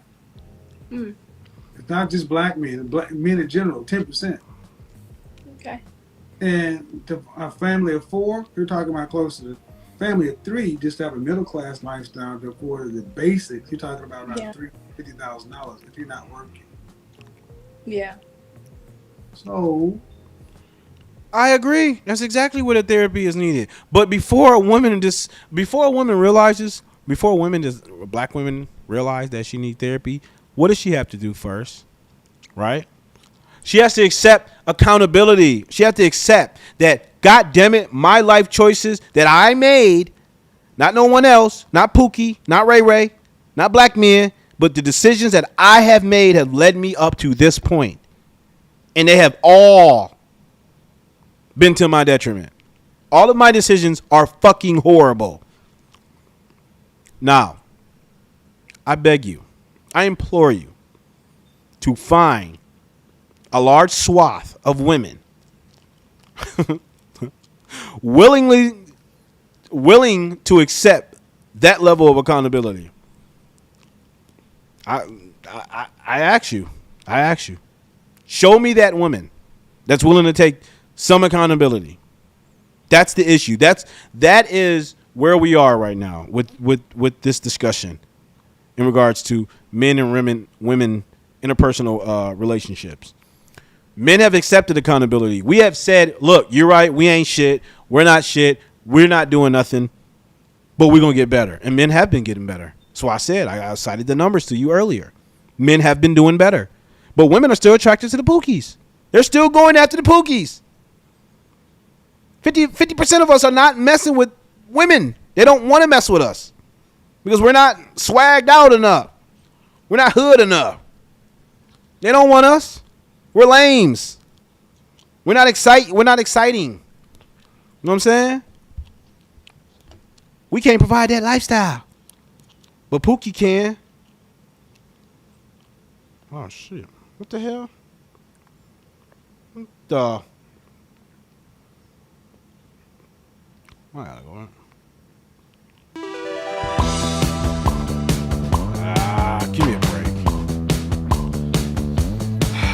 10-second ads are the worst.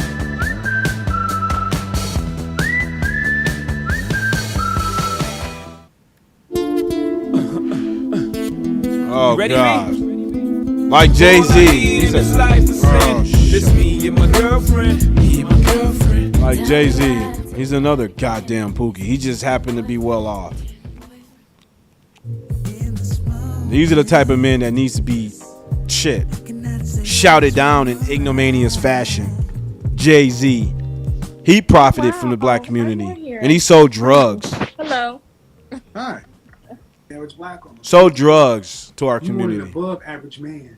Fucking predators. And the first thing they want from a woman, number one, is cooperative. Number two, fitness. You are right in line with the average black woman. But here's the problem. You want an above average man. And the first thing they want from a woman, number one, is cooperative. Number two, fitness. Correct. So, arguably, by the fitness component, you disqualified yourself. True. I agree. I know that. I agree. So, and the point I'm trying to make is that when men hear average women, everyday women, yeah, normal women, whatever modifier you want to put, just for the woman you see out here, wanting men who are in the stratosphere of men, right,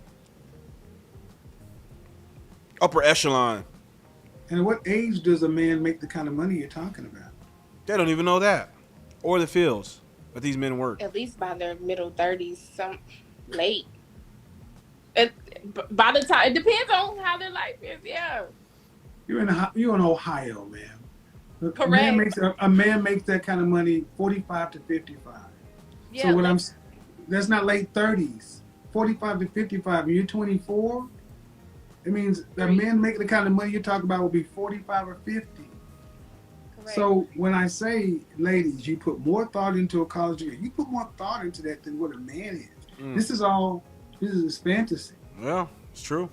And I got to ask you, your last relationship. Right. Now, where in this is bashing? Where is he bashing? Cynthia G? Where is he bashing this woman?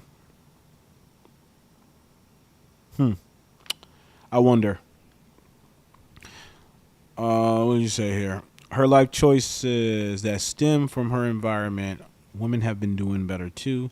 Women have been doing exponentially better, but unfortunately, the highest demographic I'm like stumbling all over my words here. But the demographic that reports the highest rates of unhappiness is a woman that's middle-aged, 40, I think it's 40 to 50 years old, making with an average income of $50,000 to $150,000 a year. So yeah, women have been fucking outpacing men economically. Absolutely. But then it begs the question, why are more women on psychotropic medication now? Like, why are more women reporting higher rates of unhappiness? When not even not even 60 years ago, when we had a more harsher political climate, women were a lot more happier when they didn't have to work. They were a lot more content. Among students, women are likely than men to earn degrees. They are. Men are abandoning fucking college. As college become more progressive and more liberal and more female centered, we are fucking leaving these institutions in droves, because this society is being shaped and cultivated to cater to women. That's why we are in a moral decline. That's what I'm trying to get you to understand. A society is the Our society, the strength of our society is predicated on the men, not our women. So the more, you see the women are making financial, economical strides. However, the marriage rates are declining. They're filing for divorce 8 out of 10 of the time. I mean, the stats are there. And if you want to, like I said, if you want to slice it straight down the middle and say half of the reason is because of men, I'm going to say 50% why women are leaving is because of men. That will still leave you with 4 out of 10 women breaking and wrecking their marriages merely out of irreconcilable differences, which is some arbitrary bullshit for I wasn't happy. He didn't tickle my fancy anymore, so I decided to, break off a 10-year marriage. Why not? I deserve happiness because Disney said I should. He was 30. And how much did he make?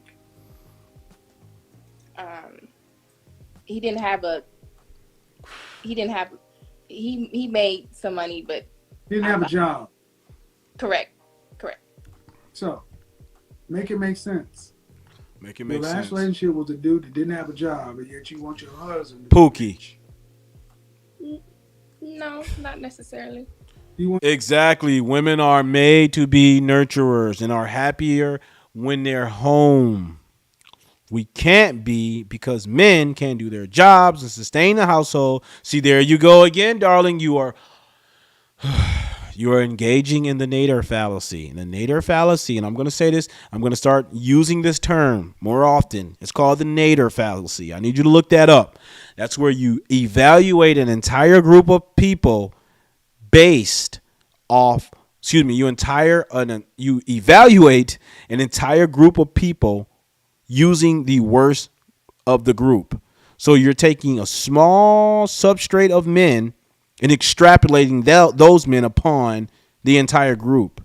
And that's not true because the average black man in this country makes $41,000 to $42,000 a year. Now, we're not talking about pookies and like I said, 51% of men are single and childless. So you keep saying that these men are not doing their jobs. That begs the question, which men are you choosing? And who do you have facilitating you in that process and picking a man? Women need men to help vet other men. If you don't have any men to assist you in that process, chances are you're going to choose a pookie. You're just going to choose a pookie because women are going to be more aroused by, hate to say it, but superficiality. Shit that don't mean much in the long term. I mean, it's evident.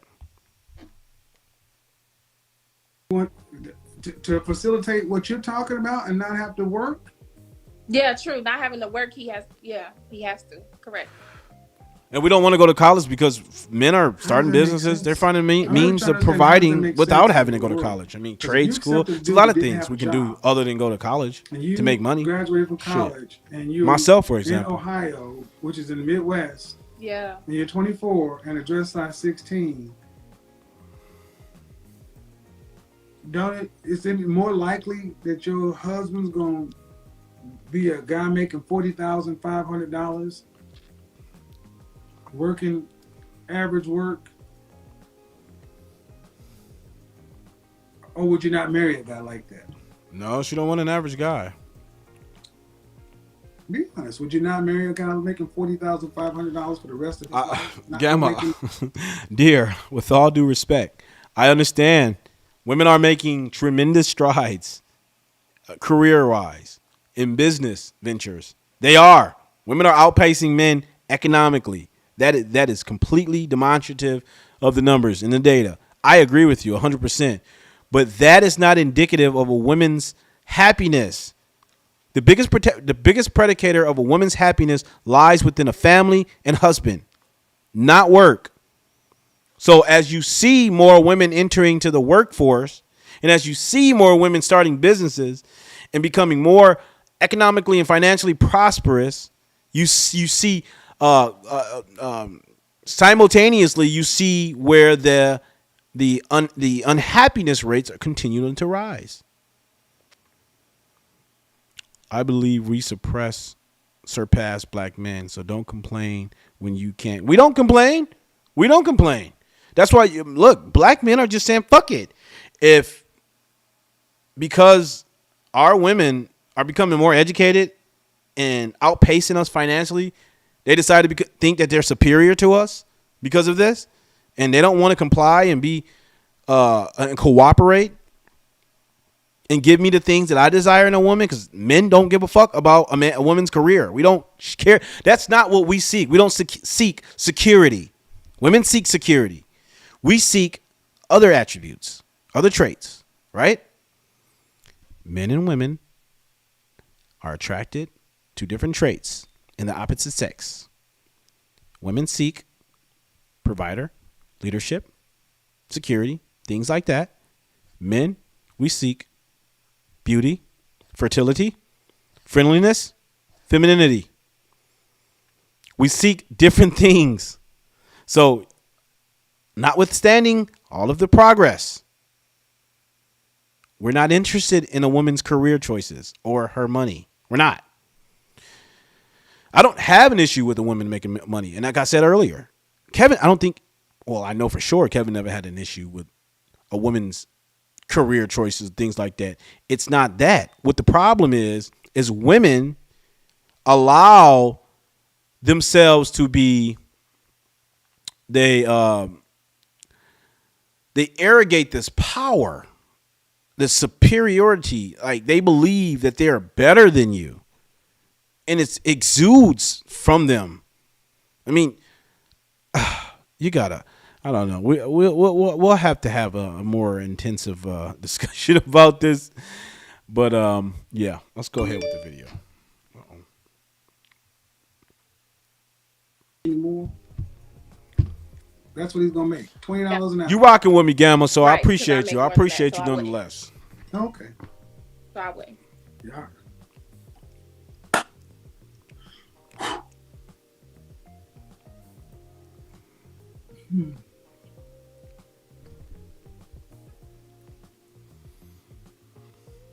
Sad. I had a question. Honestly. Go ahead. Well, kind of like a question. Mine was more so like where you was talking about the college degree. And saying You keep hammering this point. Okay. If men seek those traits but want them in women who have well, thank you. I appreciate that, Miss Gamma. Appreciate that. But women, hold up. If men seek those traits but want them in women who have to work just as hard as you to be with you. Again, Miss Gamma, women wanted to work. They practically begged. Well, they fought. Excuse me. More stronger word there. They actually they fought for equality. They wanted the right to work. And you got to understand, like, subsequent to the war, after World War II, big business learned an invaluable lesson. Shit. Prior to the war, one income could sustain an entire household. The man would go out, he'd provide for the family, and those men would be on the market, and the businesses would have to compete for these particular men to work for their firm, for their companies. And so they would compete with the wages and things like that. So men were getting sustainable, were competing for sustainable wages, sufficient wages that could provide for one family household. Now, after the war, women had to, during the war, women had to work. And then the men came back and they learned, oh my gosh, we have a surplus labor pool. We have both men and women willing to work. Shit. We've got all this labor. We don't have to pay pay exorbitant wages. We don't have to do that anymore. We don't have to compete for the best man. This is what big business learned. They said, we got men and women willing to work. Now we can stagnate the labor. We can stagnate the wages. We don't have to pay these our employees as much anymore because we have a surplus labor pool. And so, yeah, I mean, women wanted to work. Well, feminists wanted to work, and they somehow seduced black women into aligning themselves with their purpose, with their agenda. And black women have kind of, taken on that mantle. And but the funny thing about it is, ironically, is although these feminists were fighting for equal rights and things like that, and rights to work and vote and things like that, these feminists still remained in their marriages. They stayed with their husbands, while the black women treated the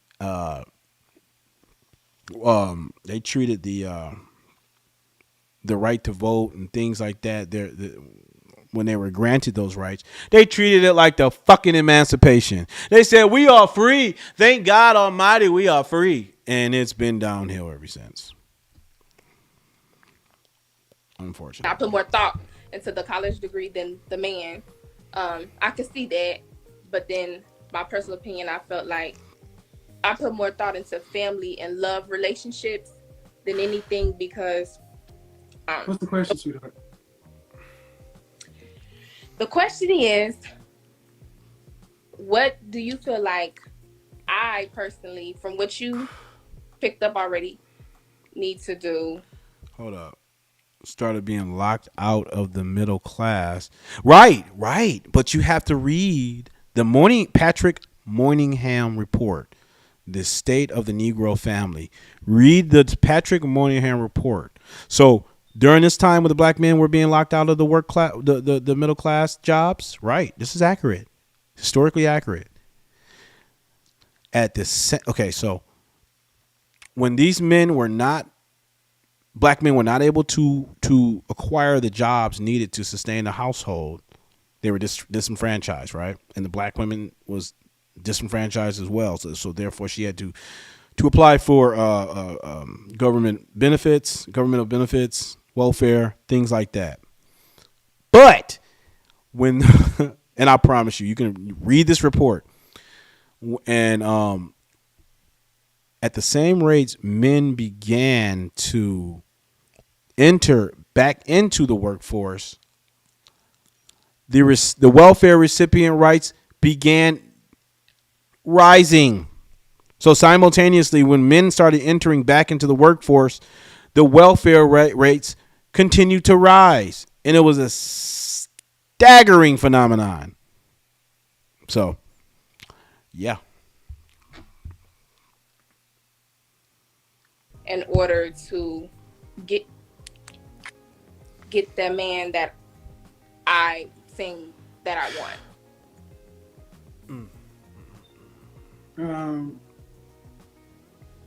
Well, number one, you have to drop the weight. I mean, when's the last time you were like 120 pounds? Really not big. Now, I'm trying not to go there, but please stop pushing that because I will go there. I'm an image consultant in real life. You're dress size 16. I'm looking at everything. The thickness of your fingers, your wrist, your face.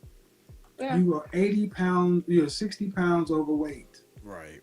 Yeah, at 185, yeah. There's no excuse for it. So that in and of itself, number one. Number two, the man you're talking about, he has his choice of all available black women and others. You gotta be able to compete them on wifely skills. See, you want I said this the other day. Far too many women today want men who are making money. If it was a military rank, women are wanting men who make captain, corporal, major, general money. Yep. But y'all are giving private level benefits. Yep. So funny because White women merely just want a man that works at the factory. Black women, we got to own the motherfucking factory. We can't just work there. We got to own that bitch. Because what do you bring to the table that an illegal immigrant's wife ain't bringing to him? What are you bringing?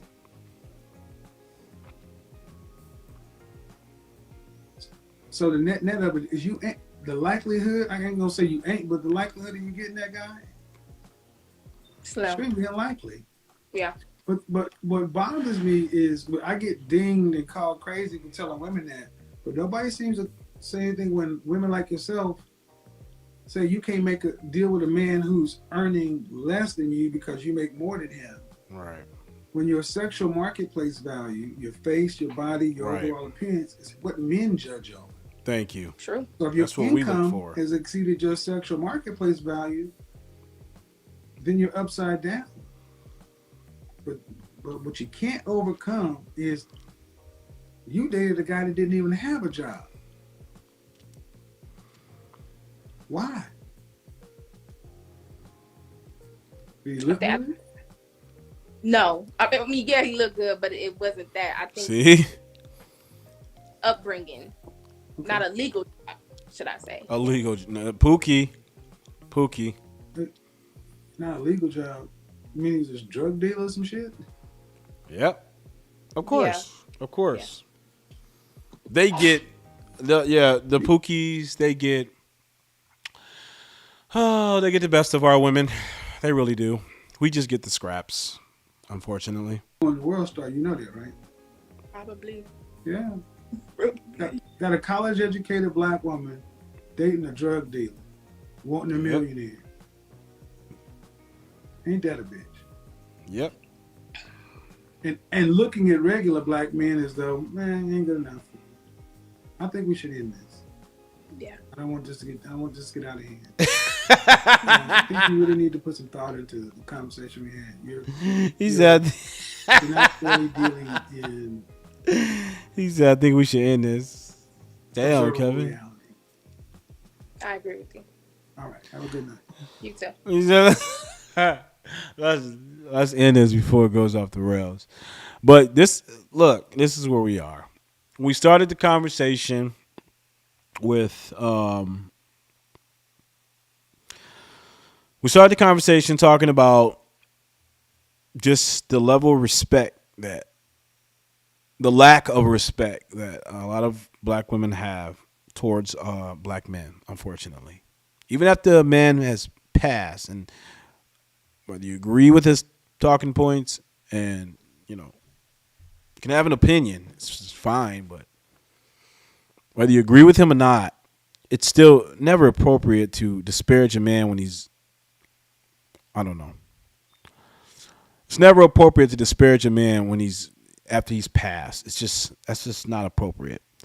And I'm glad you didn't find that conversation offensive, Miss Gamma. I didn't find it offensive neither, but I'm sure there's someone out there that was deeply, deeply, deeply, deeply offended by that conversation. And therefore they should spit on his grave and talk shit about him after he's dead and praise the fact that he's died.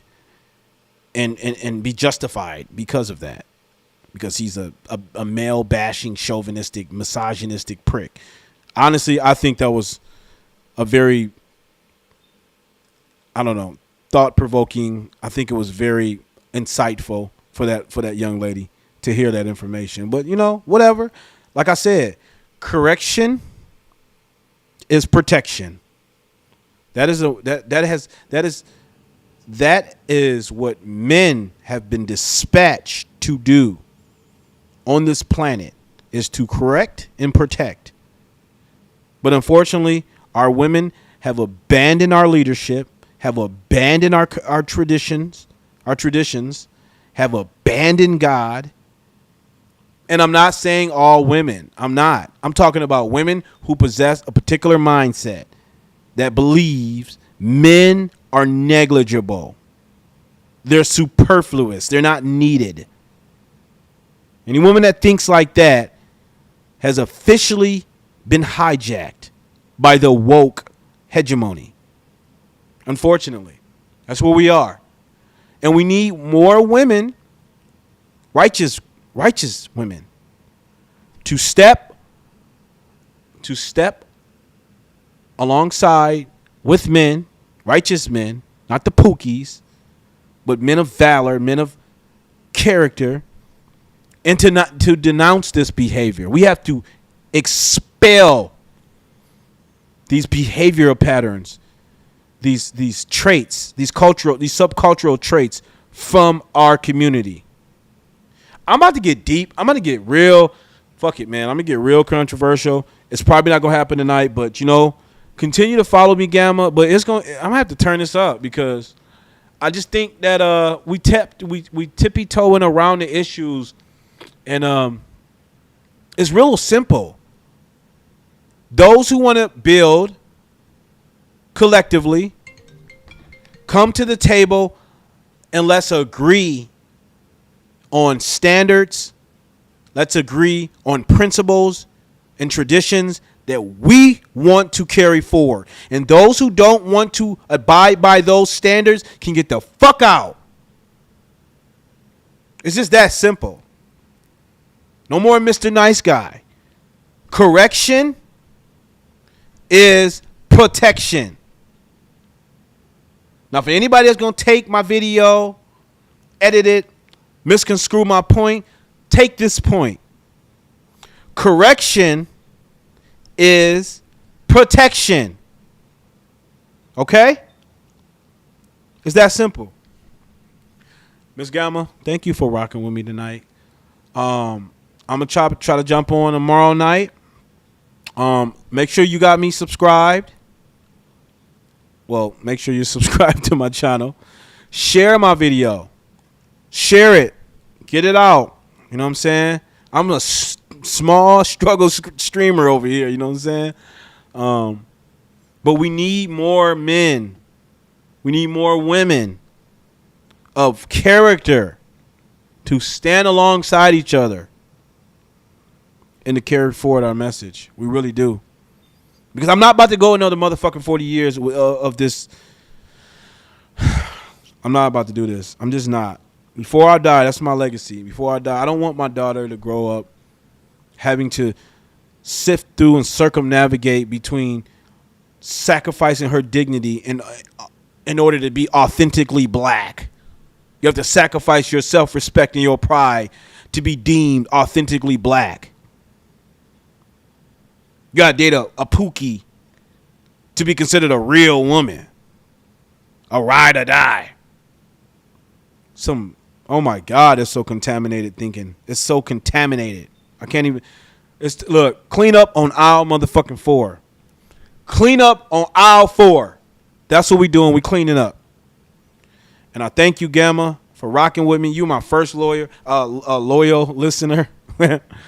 Shit. Kevinsamuels started out small.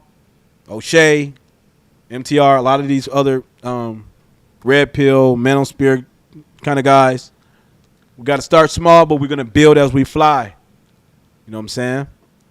I'm open for correction. I appreciate you challenging me on my points, and I'm always be that receptive to changing my opinion, because I'm not right on everything neither. I'm not, and I'm willing to be corrected. I have no problem with that. Call me out. If I'm talking bullshit, let me know. Shit, 'cause I'm not impervious. I'm infallible too. Correction is protection. Correction is protection. I like that. But yeah, next time when I get on, bring as many people as you can. Let's have this conversation. All right. Thank you again. Y'all have a good night. Well, you, Miss Gamma in particular, got one person here, so you have a good night. Thank you for everything. Appreciate it.